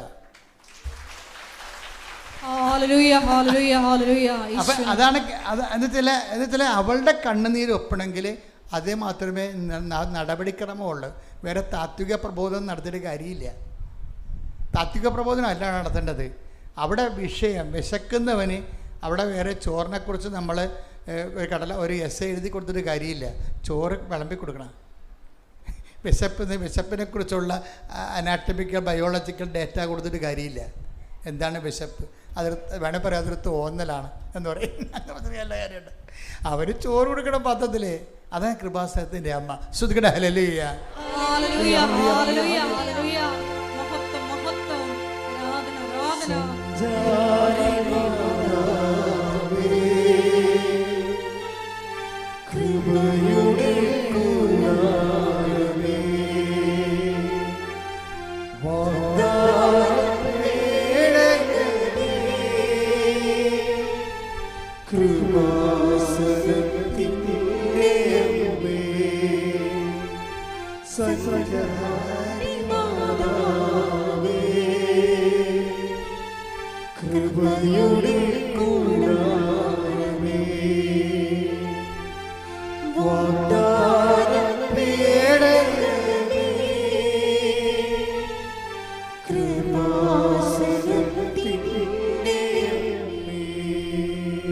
സഞ്ചാരി മാതാവ് എന്നുള്ള കോൺസെപ്റ്റ് എങ്ങനെ വന്നതാണ്? എല്ലാത്തിനും ബിബ്ലിക്കലായിട്ടുള്ള ഒരു എന്താണ് ഫൗണ്ടേഷൻ ഉണ്ടാവും. പക്ഷേ ആൾക്കാരുടെ അനുഭവ തലങ്ങളിൽ നിന്ന് അവരിടുന്ന പേരുകളാണ് ഇതൊക്കെ. ആൾക്കാരുടെ അനുഭവ തലങ്ങൾ എന്നുവെച്ചാൽ ഇപ്പോൾ ഞാൻ ഷിക്കാഗോയിൽ ചെന്ന് ഉടമ്പടി ധ്യാനം നടത്താൻ വേണ്ടി ചെന്നപ്പോൾ തന്നെ ആ പള്ളിയിലെ ആൾക്കാരെല്ലാം പറഞ്ഞു, അച്ഛാ ഇത് കണ്ട അച്ഛാ, നമ്മുടെ പള്ളിയുടെ മുകളിൽ നോക്കിയേ എന്താ മഴവില്ല് വീശി നിൽക്കണമെന്ന്. അതെന്താണ് കാര്യം? അതായത് ഉടമ്പടി ദൈവം സ്ഥാപിച്ച് ഇപ്പോൾ മഴവില്ല് സ്ഥാപിച്ചത് എന്താ പറഞ്ഞത്? ഈ മഴവില്ല് ഞാനും നീയും തമ്മിലുള്ള ഉടമ്പടിയുടെ ആ ഉടമ്പടി സ്ഥിരപ്പെടുത്തിയിരിക്കുന്നതിൻ്റെ അടയാളമായിരിക്കുമെന്ന്. സ്ഥിരപ്പെടുത്തുന്ന അടയാളമാണ് ശരിക്കും. ഇങ്ങനെ ഞാൻ മാത്രമല്ല, ജനങ്ങൾ മാത്രമല്ല, ആ 3 ദിവസവും ആ മഴവില്ല് അവിടെ നിൽക്കുക ശരിക്കും. എന്നുവെച്ചാൽ ഉടമ്പടിയിൽ ഇപ്പോൾ ഇന്നലെ തൊട്ട് തുടങ്ങിയ സാക്ഷ്യങ്ങൾ, ഷിക്കാഗോയിൽ നടന്ന ഉടമ്പടിയുടെ സാക്ഷ്യങ്ങൾ ഇന്നലെ തൊട്ട് ഇവിടെ വന്ന് പറയാൻ തുടങ്ങിയിട്ടുണ്ട്. 2 ആഴ്ച ആയുള്ള ഷിക്കാഗോയിൽ ഉടമ്പടി എടുത്തിട്ട് ഞാൻ ഇങ്ങോട്ട് പോകുന്നത്. പുറകെ സാക്ഷ്യം വരുന്നുണ്ട്. അതിൻ്റെ കാരണം വെച്ച് കഴിഞ്ഞാൽ സഞ്ചാരി മാതാവാണ്. അമ്മ എവിടെയും എത്തി. അതുകൊണ്ടാണ് ഈ പ്രസൻസ് എപ്പോഴും പ്രോബ്ലം നമ്മൾ ശ്രദ്ധിക്കണം. നിങ്ങൾ ആഴത്തിൽ തന്നെ വളർത്തണമെന്ന് പറയുമ്പോൾ അതിൻ്റെ ഏറ്റവും നല്ല രൂപമാണ് ഈ ഉടമ്പടിയിലുള്ള ഓരോ ഘട്ടങ്ങളും വളരെ ശ്രദ്ധയോടെയാണ് നമ്മൾ പാലിക്കേണ്ടത്. വളരെ ശ്രദ്ധയോടെ. കാര്യം ദൈവം പറഞ്ഞിരിക്കുന്ന എല്ലാം കറക്റ്റ് കാര്യങ്ങളാണ്. അതെല്ലാം ദൈവം ഉടമ്പടി വഴിയാണ് നിവൃത്തിയാക്കുന്നത്. എല്ലാം ഉടമ്പടി. നമുക്ക് വരുന്നൊരു വിഷയം, നമ്മൾ ചിലർക്ക് ശ്രദ്ധയില്ലാത്തതാണ് വിഷയം. ആ ഉടമ്പടി വിഷയം നിങ്ങൾ ചെയ്യുന്നുണ്ടാകാം, നിങ്ങളത് യാന്ത്രികമായിട്ട് ചെയ്യുന്നുണ്ടാകും. യാന്ത്രികമായിട്ട് ഇപ്പം നമ്മുടെ ഒരു വീട്ടിലൊരാളെ നിർത്തിക്കഴിഞ്ഞാൽ ഇപ്പം പൈസ ഉള്ളവരൊക്കെ കുഞ്ഞുങ്ങളെ നോക്കാൻ വേണ്ടി ഒരാളെ നിർത്തുന്നത്, അവർക്ക് ജോലിക്ക് പോകണം, അതുകൊണ്ട് ഒരാളെ നിർത്തത്തില്ലേ?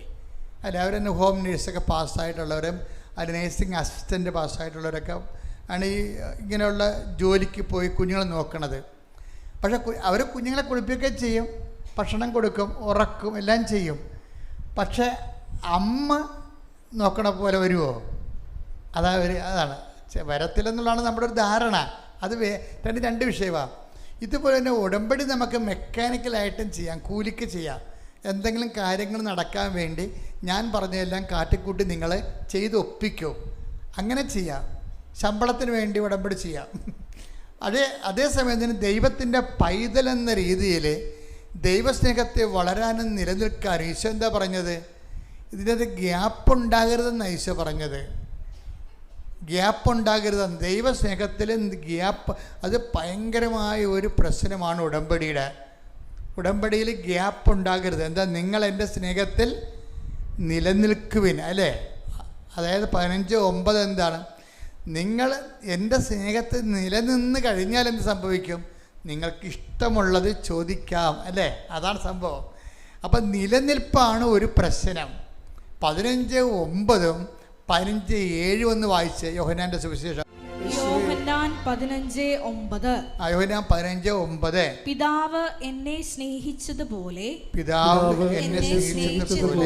ഞാനും നിങ്ങളെ സ്നേഹിച്ചു. നിങ്ങൾ എന്റെ സ്നേഹത്തിൽ നിലനിൽക്കുവിൻ. യോഹന്നാൻ 15:7. നിങ്ങൾ എന്നിൽ വസിക്കുകയും എന്റെ വാക്കുകൾ നിങ്ങളിൽ നിലനിൽക്കുകയും ചെയ്യുന്നെങ്കിൽ ഇഷ്ടമുള്ളത് ചോദിച്ചു കൊള്ളുക, നിങ്ങൾക്ക് ലഭിക്കും. അപ്പം ഇവിടെ വരുന്നവർ ശ്രദ്ധിക്കേണ്ട ഒരു വിഷയം എന്ന് വെച്ച് കഴിഞ്ഞാൽ, ചിലർ എങ്കിലും അവർ പറയും ഉടമ്പടി അത് 90 ദിവസത്തെ കാര്യമല്ലേ എന്ന് പറയും. 90 ദിവസത്തെ കാര്യമല്ലേ? അപ്പോൾ അത് കഴിഞ്ഞാൽ നിങ്ങൾ എന്ത് ചെയ്യും? നിങ്ങൾ ലോകത്തന്മാരായിട്ട് ജീവിക്കുമോ? അപ്പോൾ അതിനെ ഗ്യാപ്പായില്ലേ? അപ്പോൾ 90 ദിവസത്തെ കാര്യമല്ലേ എന്ന് ദൈവത്തോട് പറയരുത് നിങ്ങളൊരിക്കലും. മനസ്സിലായില്ലേ? 90 ദൈവവും നമ്മളും തമ്മിലുള്ള ബന്ധം ഒരു ഷോർട്ട് ടൈം ബിസിനസ് അല്ല. ദൈവവും തമ്മിൽ കർത്താവ് ഒന്ന് പ്രാർത്ഥിച്ച്, കർത്താവ് ദൈവമേ, നിന്റെ സ്നേഹത്തിൽ നിലനിൽക്കുവാൻ എനിക്ക് പ്രത്യേക ദൈവസ്നേഹത്തിന്റെ അഭിഷേകം നൽകണമേ. ശ്രുതിക്കട്ടെ ഹല്ലേലൂയ.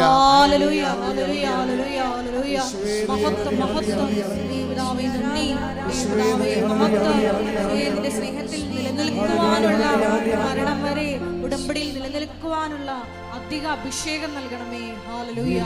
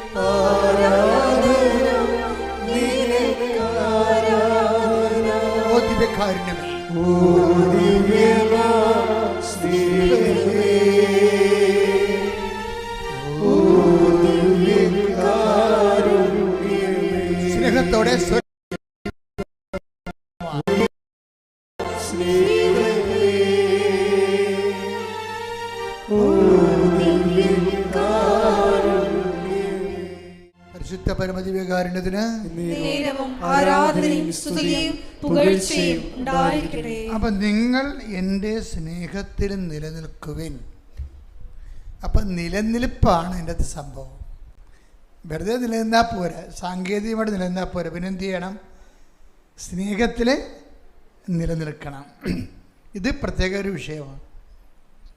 ഈ കഴിഞ്ഞ ദിവസങ്ങളിൽ ഒരു സാക്ഷ്യമുണ്ടായി. ജിജോ പാലക്കാട്, അദ്ദേഹം പറഞ്ഞത്, ഞാൻ ഒന്നിനും വേണ്ടിയല്ല ഉടമ്പടി എടുത്തത്, ഒരു നല്ല ക്രിസ്ത്യാനിയായിട്ട് ജീവിക്കാനാണ്. അയ്യോ, എന്നാ പറച്ചിലായി ആൾക്കാരൊക്കെ ഇപ്പോൾ പറഞ്ഞുകൊണ്ടെന്നറിയാമോ? ഞാൻ ഒന്നിനും വേണ്ടിയല്ല ഉടമ്പടി എടുത്തത്. ജിജോ പാലക്കാട് ഇന്നലെ പറഞ്ഞ നല്ല ക്രിസ്ത്യാനിയായിട്ട് ജീവിക്കാനാണ്. ഇപ്പം കേരള ജനതയ്ക്ക്, മലയാള സമൂഹത്തിന് മനസ്സിലായി ഉടമ്പടി എന്ന് പറയണത് നല്ല ദൈവ പൈതലായിട്ട് ജീവിക്കാൻ വേണ്ടിയുള്ള ദൈവത്തിൻ്റെ വിളിയാണ്. കൈയടിക്കട്ടെ, സ്തുതിക്കട്ടെ.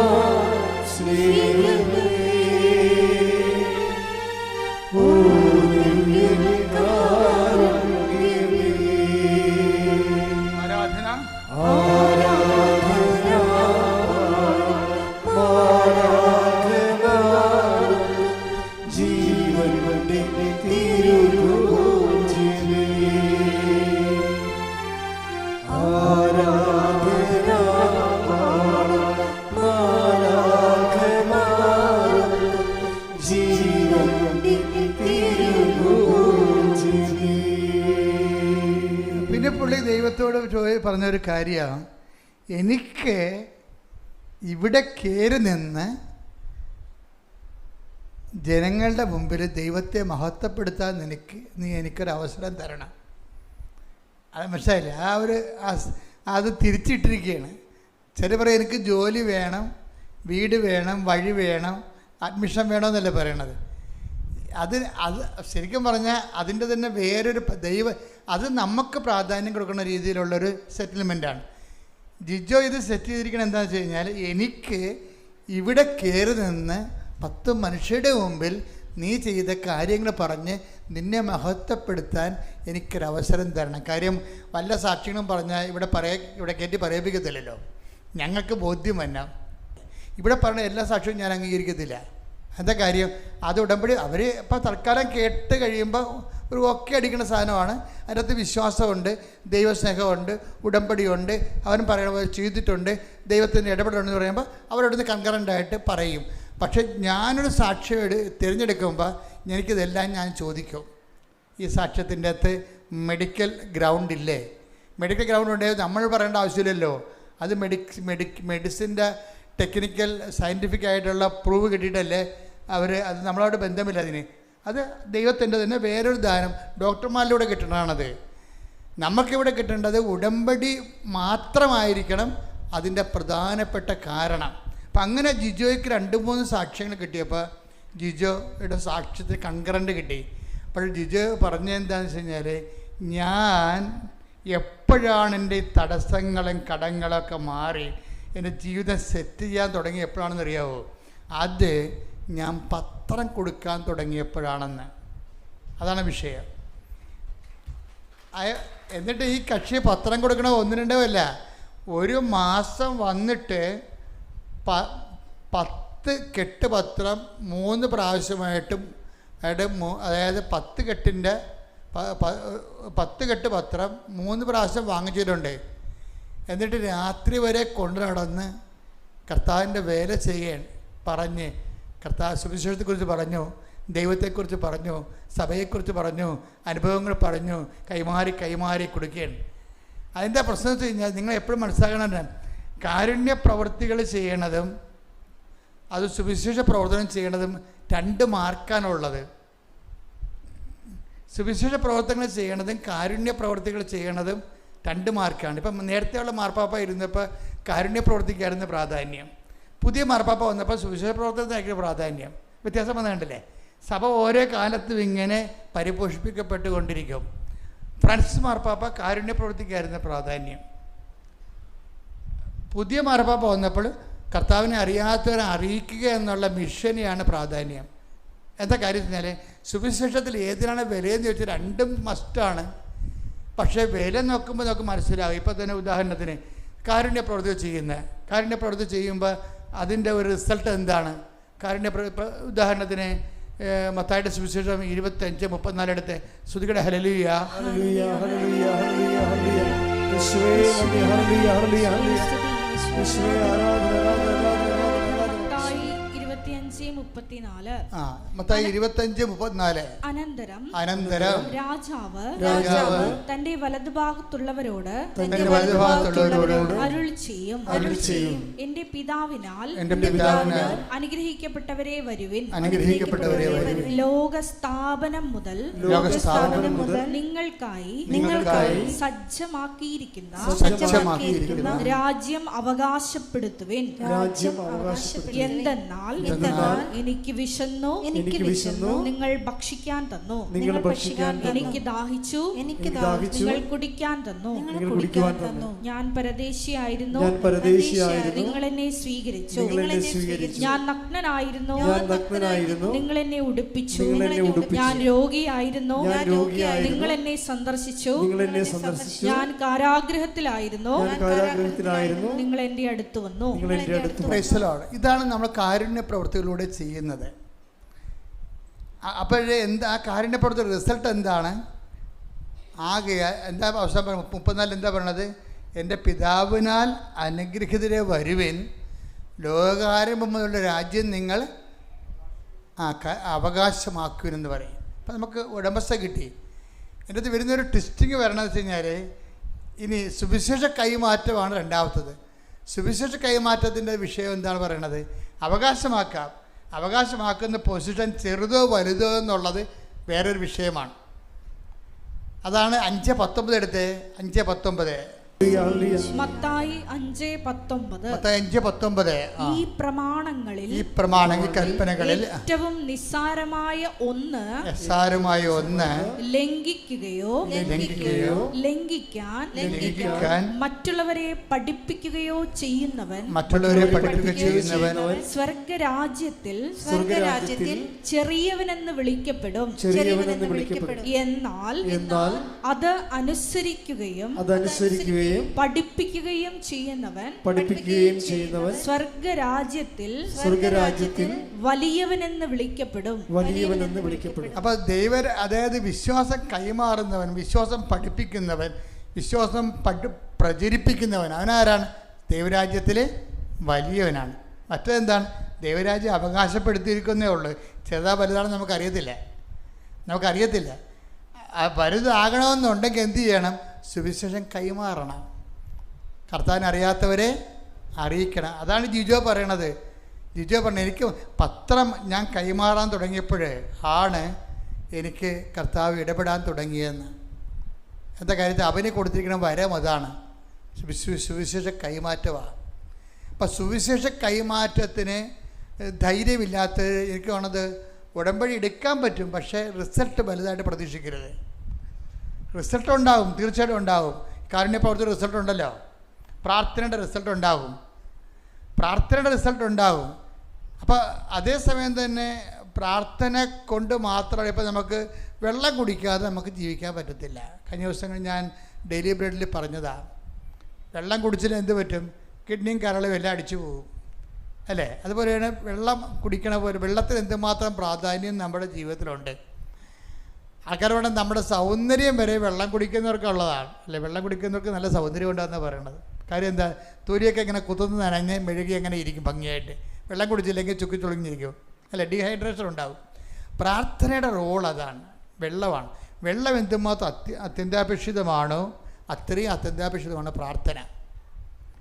പക്ഷേ കാരുണ്യ പ്രവൃത്തി എന്ന് പറയുന്നത് വേറെ ന്യൂട്രീഷ്യനാണത്, പോഷകാഹാരമാണ്, വെള്ളം മാത്രമല്ല. ഇനി വിശേഷ പ്രവർത്തനം എന്ന് പറഞ്ഞു കഴിഞ്ഞാൽ നിലനിൽക്കുന്ന ന്യൂട്രീഷ്യനാണ്, നിത്യത വരെയാണ് അതിൻ്റെ സംഭവം, നിത്യത വരെയാണ്. അപ്പോൾ ഇതിനെല്ലാത്തിനും കൃത്യമായിട്ടുള്ള എന്താണ് പൊസിഷനുണ്ട്. അപ്പം നിങ്ങൾ അപ്പം ഇതിൻ്റെ അകത്ത് എല്ലാം അത്യാവശ്യമാണ്. പക്ഷെ നമുക്ക് ഭാവിയിൽ ദൈവത്തിന് കൂടി പ്രയോജനം ചെയ്യുന്ന രീതിയിലേക്ക് ഉടമ്പടി ഒന്ന് കറക്റ്റ് ചെയ്യണം നല്ലതായിരിക്കും. ഇതിനെല്ലാത്തിനും വേണ്ടത് ദൈവസ്നേഹമാണ്. പ്രാർത്ഥിക്കുക. കർത്താവ് ദൈവമേ, കർത്താവായ ദൈവമേ, എന്നിൽ അപ്പോസ്തലന്മാരെ പോലെയുള്ള ദൈവസ്നേഹത്താൽ എന്നെ അഭിഷേകം ചെയ്യണമേ. പരിശുദ്ധ അമ്മയെ പോലെയുള്ള ദൈവസ്നേഹത്താൽ എന്നെ അഭിഷേകം ചെയ്യണമേ. ഈശോ മിശിഹായെ പോലെയുള്ള ദൈവസ്നേഹത്താൽ എന്നെ അഭിഷേകം ചെയ്യണമേ. ഇപ്പൊ പരിശുദ്ധാത്മാവെ 3 ആൾക്കാരെ പറഞ്ഞു. എന്തൊക്കെയാണ്? ദൈവസ്നേഹത്തിൻ്റെ വക്താക്കളായിട്ട് ഒന്ന് അപ്പോസ്തലന്മാരെ പറഞ്ഞു, അല്ലേ? പിന്നെ എന്ത് പറഞ്ഞു? അമ്മയെ പറഞ്ഞു. പിന്നെ എന്ത് പറഞ്ഞു? ഈശോയെ പറഞ്ഞു. ഈ 3 ആൾക്കാർക്കും ദൈവസ്നേഹമുണ്ട്. പക്ഷേ ഡിഗ്രീസ് ഓഫ് പെർവേഷനിൽ വ്യത്യാസമുണ്ട്. ഈശോ ഈ കുരിശ് മുഴുവനും എടുത്ത് എന്താണ്? അപ്പായുള്ള സ്നേഹത്തിൻ്റെ പ്രതിയാണ്. ഈശോയ്ക്ക് കുരിശ് പോലും അഭിഷേകമായി മാറിയതിൻ്റെ കാരണം ഇതിൻ്റെ പിന്നിലെ അപ്പായുടെ ഇഷ്ടം നിറവേറ്റാൻ കഴിയുമ്പോൾ ആത്മസന്തോഷമാണ് വരേണ്ടത് ഉള്ളിൽ. എല്ലാ സഹനങ്ങളിലും ആത്മസന്തോഷം നമുക്ക് തോന്നുന്നത് വരെ നമ്മൾ ദൈവസ്നേഹത്തിൽ പുരോഗമിക്കേണ്ടിയിരിക്കുന്നു. മനസ്സിലായില്ലേ? എല്ലാ സഹനങ്ങളിലും ആത്മസന്തോഷം തോന്നുന്നത് വരെ നമ്മൾ ദൈവസ്നേഹത്തിൽ പുരോഗമിക്കേണ്ടിയിരിക്കുന്നു. ശ്രുതികട ഹല്ലേലൂയ, ഹല്ലേലൂയ, ഹല്ലേലൂയ, ഹല്ലേലൂയ. മഹത്വം, മഹത്വം. പിതാവേ നന്ദി, പിതാവേ മഹത്വം, പിതാവേ ആരാധന. Hallelujah, hallelujah.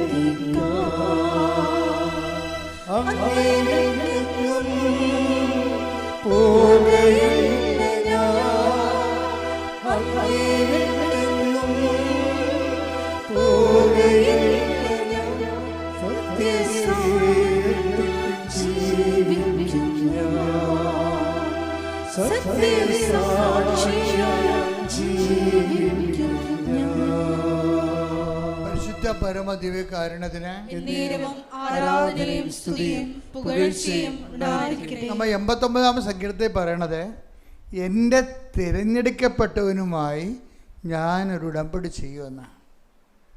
അപ്പോൾ നമുക്ക് ഉടമ്പടി ചെയ്തിട്ടുള്ള ആൾക്കാർ എപ്പോഴും ഓർത്തേക്കണം, ദൈവം നിങ്ങളെ തിരഞ്ഞെടുത്തത് കൊണ്ടാണ് നിങ്ങൾക്ക് ഉടമ്പടി ചെയ്യാൻ വേണ്ടി സാധിക്കണത്.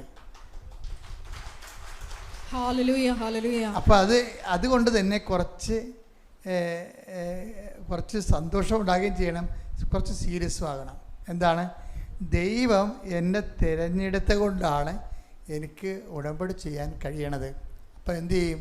ഇപ്പോൾ ഈശോ പറഞ്ഞിട്ടുണ്ട്, നിങ്ങൾ എന്നെ തിരഞ്ഞെടുക്കുകയല്ല, ഞാൻ നിങ്ങളെ. 15:16 നിങ്ങൾ എന്നെ തിരഞ്ഞെടുക്കുകയല്ല, ഞാൻ നിങ്ങളെ തിരഞ്ഞെടുക്കുകയാണ് ചെയ്തത്. നിങ്ങൾ പോയി ഫലം പുറപ്പെടുവിക്കുന്നതിനും നിങ്ങളുടെ ഫലം നിലനിൽക്കുന്നതിനും വേണ്ടി ഞാൻ നിങ്ങളെ നിയോഗിച്ചിരിക്കുന്നു.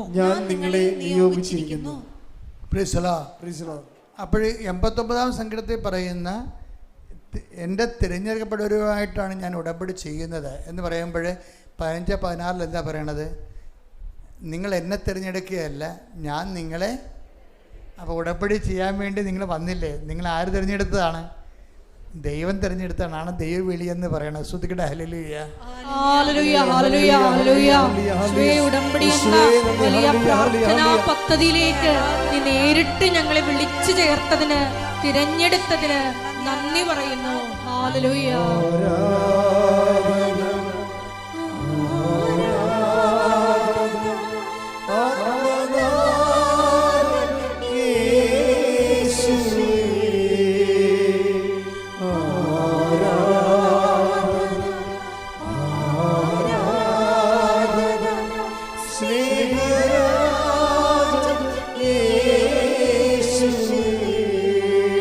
പരിശുദ്ധ പരിശുദ്ധ പരമദിവ്യകാരുണ്യത്തിന് എന്നേരവും ആരാധനയും സ്തുതിയും പുകഴ്ചയും ഉണ്ടായിരിക്കട്ടെ. ഇപ്പോൾ എന്നിലൂടെ കർത്താവിൻ്റെ ആത്മാ പറയണത് എന്താണ്? നിങ്ങളുടെ ദൈവം, നിങ്ങൾ ഏത് ആളായാലും നിങ്ങളുടെ ഉടമ്പടി നിങ്ങളോടുള്ള ദൈവത്തിൻ്റെ ഒരു വിളിയാണ്. ഉടമ്പടി ദൈവവിളിയാണ്. അതുകൊണ്ട് തന്നെ ആ ദൈവവിളി എന്ന് പറയുമ്പോൾ അതിനോട് നമുക്ക് കാണിക്കേണ്ട ആദ്യം എന്താണ്? വിശ്വസ്തതയാണ്, അല്ലേ? ഉടമ്പടി ജീവിക്കണത്. ഹബക്കൂക്കിലൊരു വചനമുണ്ട്, ഹബക്കൂക്ക് 2:4. ഹൃദയ പരമാർത്ഥതയില്ലാത്തവൻ പരാജയപ്പെടും. എന്തെന്നാൽ നീതിമാൻ തന്റെ വിശ്വസ്തത മൂലം ജീവിക്കും. ഇതാ വിഷയം. അതായത് ഉടമ്പടി ദൈവത്തിൻ്റെ വിളിയാണ്. അത് ദൈവം നമ്മളെ തിരഞ്ഞെടുത്തതാണ്. ഇതിൽ സ്നേഹത്തിൽ നിലനിൽക്കാനാണ് പറഞ്ഞതെങ്കിൽ അത് നിലനിൽക്കുന്നത് വിശ്വസ്തതയിലൂടെയാണ്. മനസ്സിലായില്ലേ? വിശ്വസ്തതയില്ലാത്തവരെന്താണ്? ഹൃദയപരമാർത്ഥതയില്ലാത്തവരെന്നാണ് കണ്ടുകയാണത്. നിങ്ങൾക്ക് ഉടമ്പടിയിൽ ലാഗിങ് വരുന്നുണ്ടെങ്കിൽ അതിൻ്റെ അർത്ഥം ഒന്നൊരു വായിച്ചേ, ഹബക്കൂക്ക് 2:4 വായിച്ചേ. ഹൃദയ പരമാർത്ഥതയില്ലാത്തവൻ പരാജയപ്പെടും. ഉടമ്പടി പരാജയപ്പെടുന്നതിൻ്റെ കാരണം ഈ ഹൃദയപരമാർത്ഥത ഇല്ലായ്മയാണ്. ആത്മാർത്ഥയില്ലായ്മ. ഹൃദയപരമാർത്ഥ എന്ന് പറയുമ്പോൾ ആത്മാർത്ഥ എന്നല്ല എൻ്റെ അർത്ഥം. ആത്മാർത്ഥയില്ല എന്നുവെച്ചാൽ നിങ്ങൾക്ക് അതിൻ്റെ അകത്തൊരു ഉഴപ്പും അതിൻ്റെ അകത്ത് ഒരു ദൈവസഹയില്ലായ്മയും പിന്നെ കാട്ടിക്കുടി ഉണ്ടാക്കുകയും മാറ്റി വെക്കുകയും അതിനോട് പ്രതിബദ്ധതയില്ലാതെ ഉത്തരവാദിത്വം ഇല്ലാതെയൊക്കെ ഉഴപ്പിക്കൊണ്ട് ചെയ്യുമ്പോഴാണ് ഹൃദയപരമാർത്ഥത ഇല്ലാത്തവനും സംഭവിക്കും, പരാജയപ്പെടും. നിങ്ങൾ ഉടമ്പടി വിഹിതമായിട്ട് എപ്പോഴും ഇപ്പോൾ കത്തോലിക്കർക്ക് മാത്രമല്ലേ കുമ്പസാരിക്കാൻ പറ്റത്തുള്ളൂ, ഓർത്തഡോക്സുകാരും കുമ്പസാരിക്കും. മറ്റുള്ളവരെന്ത് ചെയ്യും? മറ്റുള്ളവരെ അനുതാപിക്കണം ഈ വിഷയത്തെക്കുറിച്ച്. എന്നുവെച്ചാൽ ദൈവത്തോട് ഖേദവും ദുഃഖവും രേഖപ്പെടുത്തണം. അപ്പോൾ ദൈവത്തോടും ഖേദവും ദുഃഖവും രേഖപ്പെടുത്താൻ നമുക്ക്. പക്ഷേ ഉള്ള പ്രോബ്ലം വെച്ച് കഴിഞ്ഞാൽ ദൈവത്തിനത് ബോധിക്കണം. അതിപ്പോൾ കത്തോലിക്കനായാലും ഖേദം രൂപപ്പെടുത്തിയാൽ ബോധിക്കണമെന്ന് നിർബന്ധമില്ല. ദൈവത്തിന് നിങ്ങളുടെ അനുതാപം ബോധിക്കണമെന്നുണ്ടെങ്കിൽ അത് പിന്നെ റിപ്പീറ്റ് ചെയ്യരുത്. അതാണ് എൻ്റെ വിഷയം. എല്ലാത്തിനും വ്യക്തതയുണ്ടേ, എല്ലാ കാര്യങ്ങൾക്കും വ്യക്തതയുണ്ട്. അതായത് ദൈവത്തിനും നമ്മളെ ഉടമ്പടി ബോധിക്കണമെങ്കിൽ അല്ലെ പരിശുദ്ധാത്മാവിൽ നമ്മൾ ആക്ടിവേറ്റ് ആകണമെന്ന് തന്നെയാണ് അനുതാപം ഉണ്ടാകണം. അനുതാപം ഉണ്ടെന്ന് പറഞ്ഞാൽ അതൊരു സ്റ്റേറ്റ്മെൻ്റ് ഇറക്കാൻ, ഒരു പ്രസ്താവനയിലൂടെ അനുതാപം പ്രകടിപ്പിക്കാൻ പറ്റത്തില്ല. അനുതാപം ഹൃദയപരമാർത്ഥതയുള്ളതായിരിക്കണം. ആത്മാർത്ഥതയുള്ള അനുതാപം എന്ന് പറഞ്ഞാൽ എന്താണ്? വീണ്ടും റിപ്പീറ്റ് ചെയ്യത്തില്ല. മനസ്സിലായേ? ഇപ്പം മനസ്സിലായില്ലേ? ആത്മാർത്ഥതയുള്ള അനുതാപം എന്ന് പറഞ്ഞാൽ എന്താണ്? വീണ്ടും റിപ്പീറ്റ് ചെയ്യത്തില്ല. അപ്പം നിങ്ങൾ പ്രാർത്ഥിക്കണേ എന്താണ്? ഒരു ദൈവത്തിന് നിരക്കാത്തൊരു പ്രവൃത്തി വീണ്ടും റിപ്പീറ്റ് ചെയ്യാതിരിക്കാനുള്ള കൃപയ്ക്ക് വേണ്ടി പ്രാർത്ഥിക്കണം. പിടിയിടിയ വളരെ സീരിയസ് വിഷയമാണ്. ദൈവത്തിന് നിരക്കാത്തൊരു പ്രവൃത്തി, ദൈവത്തിൻ്റെ വചനത്തിനെതിരായിട്ടുള്ള പ്രവൃത്തി വീണ്ടും ആവർത്തിക്കുന്നത് എന്തുകൊണ്ടാണ്? ഓരോരുത്തർക്കും പ്രലോഭനം ഉണ്ടാകുന്നത് അവൻ്റെ തന്നെ. Take the word of God. ശ്രുതിക്കട്ടെ ഹല്ലേലൂയ. യാക്കോബ് 1:13-14 പരീക്ഷിക്കപ്പെടുമ്പോൾ താൻ ദൈവത്താലാണ് പരീക്ഷിക്കപ്പെടുന്നത് എന്ന് ഒരുവനും പറയാതിരിക്കട്ടെ. എന്തെന്നാൽ ദൈവം തിന്മയാൽ പരീക്ഷിക്കപ്പെടുന്നില്ല. അവിടുന്ന് ആരെയും പരീക്ഷിക്കുന്നുമില്ല. ഓരോരുത്തരും പരീക്ഷിക്കപ്പെടുന്നത് സ്വന്തം ദുർമോഹങ്ങളാൽ വശീകരിക്കപ്പെട്ട് കുടുക്കിലാകുമ്പോഴാണ്. ഇതിനാണ് ഈ ബന്ധനം എന്നൊക്കെ കരിസ്മാറ്റിക് മേഖലയിലൊക്കെ പറയുന്നത്. അതായത് ഈ ബന്ധനം അഴിക്കുക എന്നൊക്കെ അവർ പറയത്തില്ലേ, അതാരുടെയും കുഴപ്പമില്ല, ബൈബിളിലുള്ള കാര്യമാണ് എന്ന് വെച്ച് കഴിഞ്ഞാൽ. പക്ഷേ പലരും അത് പൈശാചിക ബന്ധനമായിട്ട് ചിത്രീകരിക്കുകയും ജനറലൈസ് ചെയ്യുകയും ചെയ്യും. പക്ഷെ വരുന്നത് വെച്ചാൽ പാപത്തിൻ്റെയും പ്രലോഭനത്തിൻ്റെയും ബന്ധനമാണ്. ഓരോരുത്തരും സ്വന്തം ദുരാശകളാൽ ആകർഷിക്കപ്പെട്ട് കുടുക്കിലാകുകയാണ്. അതൊന്നൊരു വായിച്ചേ. ഓരോരുത്തരും പരീക്ഷിക്കപ്പെടുന്നത് സ്വന്തം ദുർമോഹങ്ങളാൽ വശീകരിക്കപ്പെട്ട് കുടുക്കിലാകുമ്പോഴാണ്. സ്വന്തം ദുർമോഹങ്ങളാൽ വശീകരിക്കപ്പെട്ട് കുടുക്കിലാകും. പലർക്കും കുടുക്കിലാകുന്നതിൻ്റെ കാര്യം ഇപ്പം ചിലർക്കൊക്കെ ഇപ്പം ചിലയിടത്ത് അച്ഛാ കോടതിയിലാണ്, കേസാണ്, പിന്നെ ചില പറയും അച്ഛാ വിവാഹത്തിന് വേണ്ടി പ്രാർത്ഥിക്കണം എന്നൊക്കെ പറയുമ്പോൾ ഞാൻ ചോദിക്കും എത്ര വയസ്സുണ്ട്? 49. ആദ്യത്തെ വിവാഹമാണ്, രണ്ടാമത്തെ വിവാഹമാണ്. അപ്പോൾ രണ്ടാമത്തെ വിവാഹം, അപ്പോൾ ആദ്യത്തെ വിവാഹത്തിൻ്റെ ആളെന്ത് ചെയ്യും? ആൾ ജീവിച്ചിരിപ്പുണ്ട്. പിന്നെ ഇതിപ്പോൾ പുതിയ വിവാഹം ഏതാണ്? ഇങ്ങനെയൊക്കെ ചോദിക്കും. ദൈവം ചോദിക്കണ മുമ്പ് ഞാൻ ചോദിക്കും. എന്താ കാര്യം? എവിടെയാണ് കുടുങ്ങിപ്പോയത് നിങ്ങൾ അറിയണ്ടേ? ഇങ്ങനെ ആളെങ്ങനെ ചീട്ട് കളിക്കണ പോലെ ആളെ ഇങ്ങനെ ഉടുപ്പ് മാറണ പോലെ മാറാതിരിക്കണം. പുരുഷനെ സ്ത്രീയെയും ഉടുപ്പ് മാറണ പോലെ മാറാൻ കർത്താവ് പറഞ്ഞിട്ടില്ലല്ലോ. അപ്പം എവിടെയോ ദുർമുഖം വെച്ച് കുടുങ്ങിയിട്ടുണ്ട് സംഭവം. അപ്പം ചിലർ പറയും അച്ഛാ സഹിക്കാൻ പറ്റണില്ല, പൊറുക്കാൻ പറ്റാത്ത അവസ്ഥയാണ്, എന്നാൽ നിനക്ക് കുറച്ച് നാൾ പ്രാർത്ഥനാ ജീവിതം നയിക്കാൻ പറ്റും. ഭാര്യ ഭർത്താക്കന്മാർ തമ്മിൽ കുറച്ച് നാൾ അകന്ന് ജീവിക്കാൻ ബൈബിൾ പറയുന്നുണ്ട്. അത് പ്രാർത്ഥനാ ജീവിതത്തിനാണ് പറയുന്നത്. അപ്പം നിങ്ങളോർക്കും ശാരീരിക സംയോഗ വിഷയം തന്നെ അല്ല. ശരിക്കും പറഞ്ഞാൽ ശരീരത്തിനകന്ന് താമസിക്കുന്നതിൻ്റെ ഉദ്ദേശം എന്ന് പറയണത്, സെപ്പറേറ്റ് ചെയ്ത് ജീവിക്കുന്നതിൻ്റെ ഉദ്ദേശം എന്ന് പറയണത് പ്രാർത്ഥനാ ജീവിതമാണ്.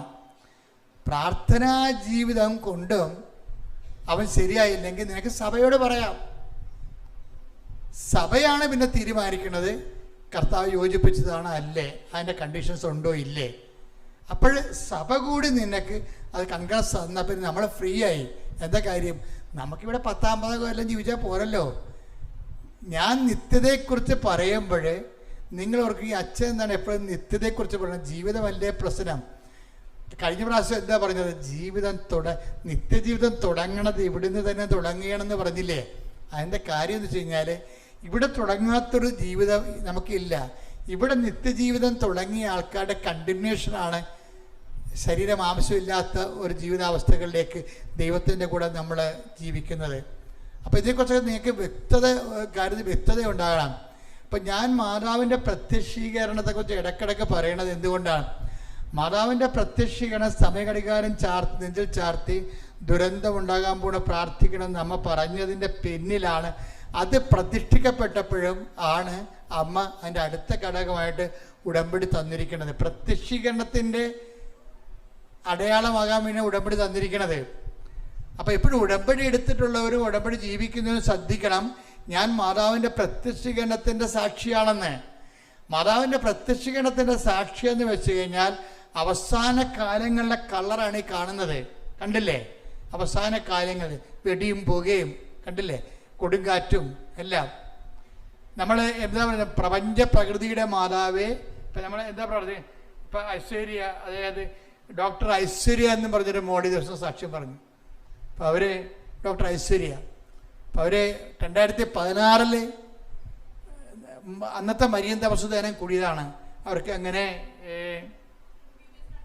MBBS കരിബിയൻ ദ്വീപിലെ അഡ്മിഷൻ കിട്ടി. അവരങ്ങനെ പോയി അവിടെ പഠിച്ച് ഡോക്ടറായി. ഇപ്പം കരിബിയൻ ദ്വീപിലേക്ക് ഒരു ഹരിക്കെയിൻ വന്നു. ഹരിക്കെയിൻ എന്ന് പറയുന്നത് എന്താണ്? ഈ കൊടിയ ചുഴലിക്കാറ്റ്. അപ്പം മണിക്കൂറിന് 110 കിലോമീറ്ററാണ് അതിൻ്റെ വേഗത. അപ്പം നമ്മൾ ഈ വന്ന് കെട്ടിടമൊന്നും കാണത്തില്ല, ഇങ്ങനെ നക്കി എടുത്തിട്ട് പോയി കളയും, ഒരെണ്ണം പോലും അവശേഷിക്കത്തില്ല. അപ്പം കരീബിയൻ ദ്വീപിലേക്ക് ഈ ചുഴലിക്കാറ്റ് വരുന്ന ഹരിക്കെയിൻ വരുന്നെന്ന് കേട്ടപ്പോൾ തന്നെ എല്ലാവരും, ഇപ്പം ഇറാനിൽ നിന്ന് കുറേ ആൾക്കാർ നാടുവിട്ട് പോകണില്ലേ, 50% ആൾക്കാർ ഒഴിഞ്ഞു പോയി. അതുപോലെ ഹരിക്കെയിൻ ദ്വീപിൽ നിന്ന് എല്ലാവരും ഒഴിഞ്ഞു പോകുമ്പോഴും ഈ ഡോക്ടർ ഐശ്വര്യ മാതാവേ, അമ്മ മാതാവേ, കൃപാസന മാതാവേ, നീ പ്രകൃതി ശക്തികളുടെ മേലെ അധികാരമുള്ള അമ്മയാണ്. അപ്പം അതുകൊണ്ട് തന്നെ എനിക്ക് ഒരിടം പോകാനില്ല, അമ്മ ഈ ദ്വീപിലേക്ക് കൊടുങ്കാറ്റ് അയക്കരുത്, അതിനെ തിരിച്ചു കൊണ്ടുപോകണം. ഇവർ രാത്രി 2 സുഹൃത്തുക്കൾ കൂടി ആ ദ്വീപിൽ, ആ സ്ഥലത്ത് ഇവർ മാത്രമേ ഉള്ളൂ. എല്ലാവരും പോയി. രാത്രി പേടിച്ച് അറണ്ട് എല്ലാവരും പോയി. ഇവർ മാത്രം നിന്ന് ഉടമ്പടി കാശുരം പിടിച്ചുകൊണ്ട് കണ്ണീരോടെ പ്രാർത്ഥിക്കുകയാണ്. എന്താണ്? ആ പ്രകൃതി ശക്തികളുടെ മാതാവാണ്.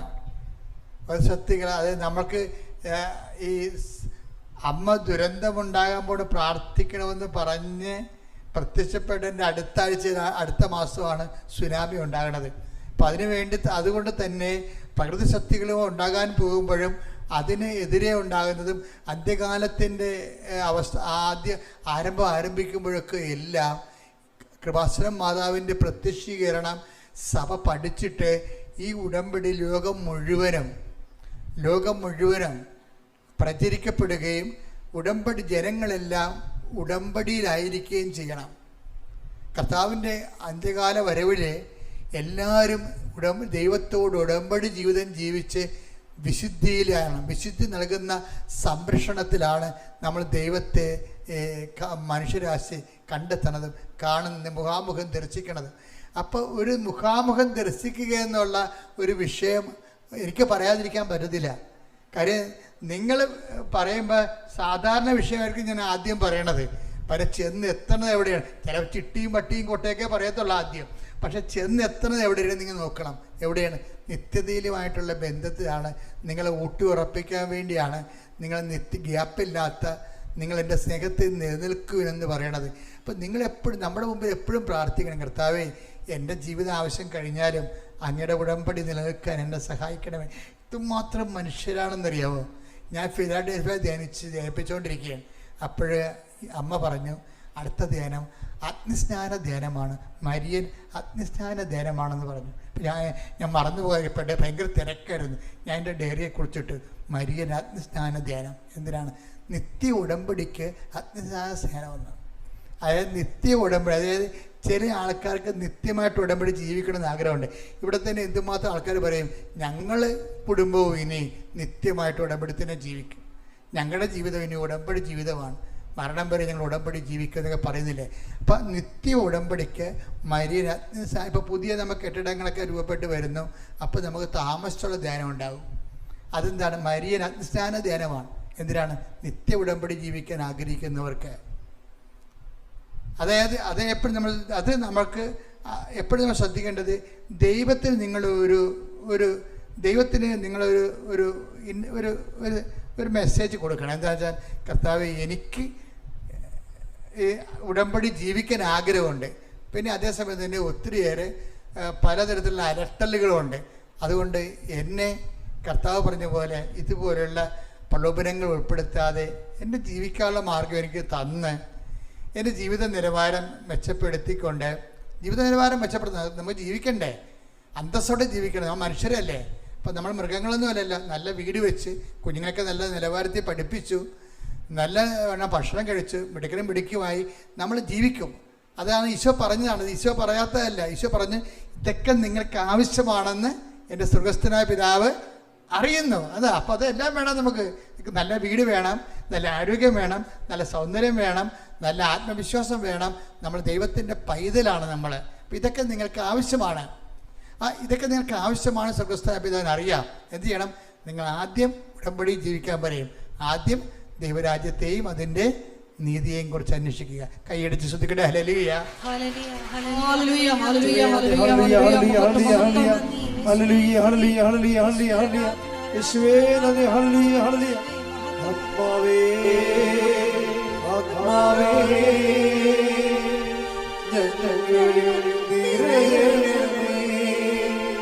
ആത്മാവേ, ആത്മാവേ ഞങ്ങളിൽ നിറയണമേ. കൈയടിച്ചോണ്ട്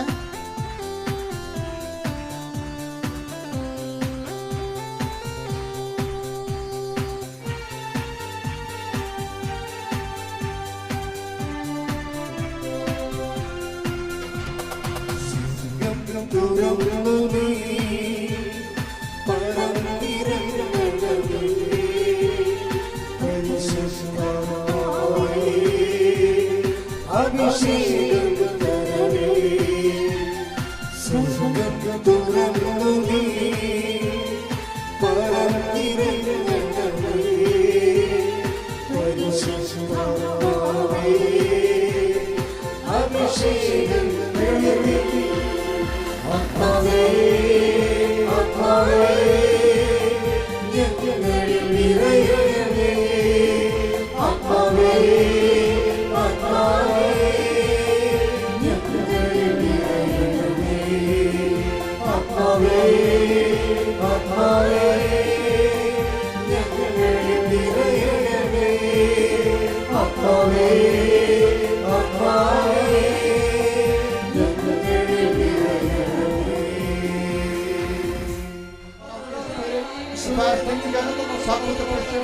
according to the Catholic Church, the middle of the Holy Priesthood, എന്റെ കർത്താവിനുമായ നാമത്തിൽ സഭയുടെ അധികാരത്തിൽ ക്രിസ്ത്യന്റെ അടയാളത്തിൽ ദൈവശക്തിയാൽ ഇന്ന് ഉടമ്പടി ജീവിതം ജീവിച്ചുകൊണ്ട് ഉടമ്പടിക്ക് സാക്ഷ്യമായ എല്ലാ മക്കളും ഓർത്തുകൊണ്ട് യേശു ക്രിസ്തുനാമത്തിൽ മാർഗരോഗങ്ങള്, തീരാവേദികള്, ജീവിതങ്ങള്, ജീവിതടസ്സങ്ങള് യേശുവിന്റെ നാമത്തിൽ മാറിപ്പോകട്ടെ.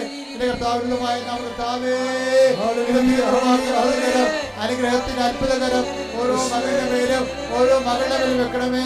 ഈശോ തിരുക്കുർബാന നടത്തുകരം അണിപ്പറതാൻ അത്ഭുതകരം ഓരോ മകന്റെ മേലും ഓരോ മകളുടെ മേലും വെക്കണം. മാറിയ രോഗങ്ങള്, തീരാവേദികള്, ജീവിത ദുരിതങ്ങള്, ജീവിത തടസ്സങ്ങള്, ഈശോ കുഞ്ഞുങ്ങള്, ഗർഭിണികളായ മക്കള്, അമ്മമാര്, ഗർഭത്തിൽ ശുദ്ധികളുടെ എല്ലാ വിധത്തിലുള്ള വേദനകള്, രോഗങ്ങള്, ആന്തരികമായ അപകടങ്ങള്, വൈകല്യങ്ങള്, ജോലിയില്ലാത്ത അവസ്ഥകള്, വീടില്ലാത്ത അവസ്ഥകള്, ഓരോരോ സർട്ടിഫിക്കറ്റുകള്, രേഖകൾ കിട്ടാത്ത അവസ്ഥകള്, കോളേജില് അഡ്മിഷൻ കിട്ടാത്ത അവസ്ഥകള്, പഠനങ്ങള്, റിസൾട്ടുകൾ പ്രതീക്ഷിക്കുന്നവര് അവരെല്ലാം സ്പർശിക്കണമേ.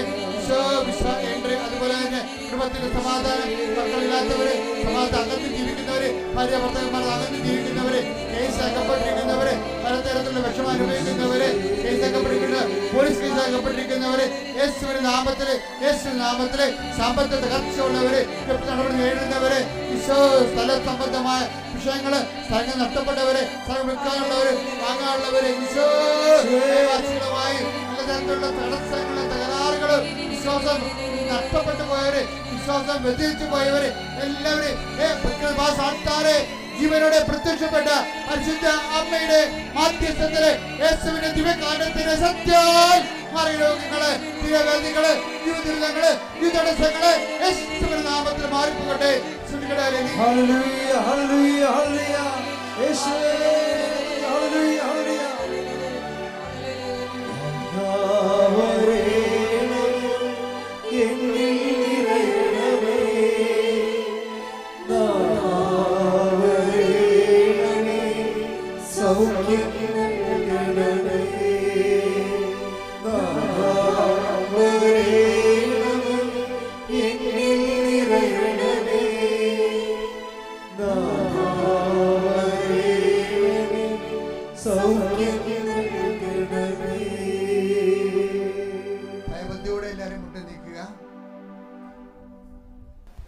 ഒരിക്കൽ കൂടി മരിയൽ ഉടമ്പടിയിൽ സമർപ്പിച്ചിരിക്കുന്ന എല്ലാ വിഷയങ്ങളും, നമ്മുടെ വ്യക്തിപരമായിട്ടുള്ള പ്രാർത്ഥന നൊമ്പരങ്ങളും ദൈവമാതാവിൻ്റെ മധ്യസ്ഥയിൽ ദിവ്യകാരുണ്യ സന്നിധിയിൽ സമർപ്പിച്ച് നമുക്ക് ഒരു നിമിഷം മൗനമായിട്ട് പ്രാർത്ഥിക്കാം.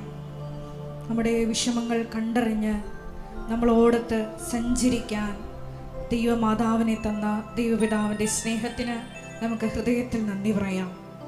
ഉടമ്പടി എന്നത് നിത്യതയോളം നിലനിൽക്കുന്ന ഒരു ജീവിത നടപടിയാണെന്ന് തിരുവചനത്തിലൂടെ നമ്മൾ കേൾക്കുകയായിരുന്നു. ശിവേ, നിലനിൽക്കുന്ന ഫലം പുറപ്പെടുവിക്കുവാൻ, നിത്യമായി നിന്നോട് ഉടമ്പടിയോട് ചേർന്ന് മുന്നേറുവാൻ ഈ ആരാധനയിലൂടെ ഞങ്ങളെ പ്രത്യേകമായിട്ട് അഭിഷേകം ചെയ്യണമേ എന്ന് പ്രാർത്ഥിച്ചുകൊണ്ട് ശിരസ്സ് നമിച്ച് നമുക്ക് ദിവ്യകാരുണ്യനാഥൻ്റെ ആശീർവാദം സ്വീകരിക്കാം.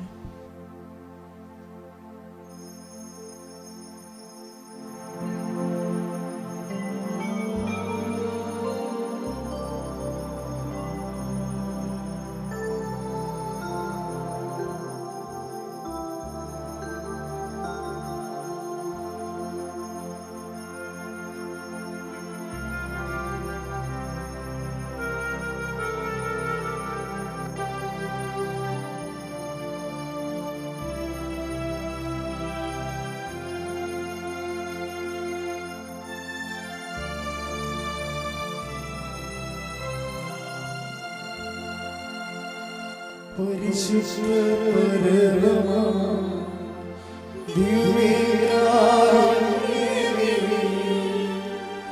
ഇന്നുമെന്നും അങ്ങേക്ക് ആരാധന. പരിശുദ്ധ പരമാ ദിവ്യകാരുണ്യമേ, ഇന്നുമെന്നും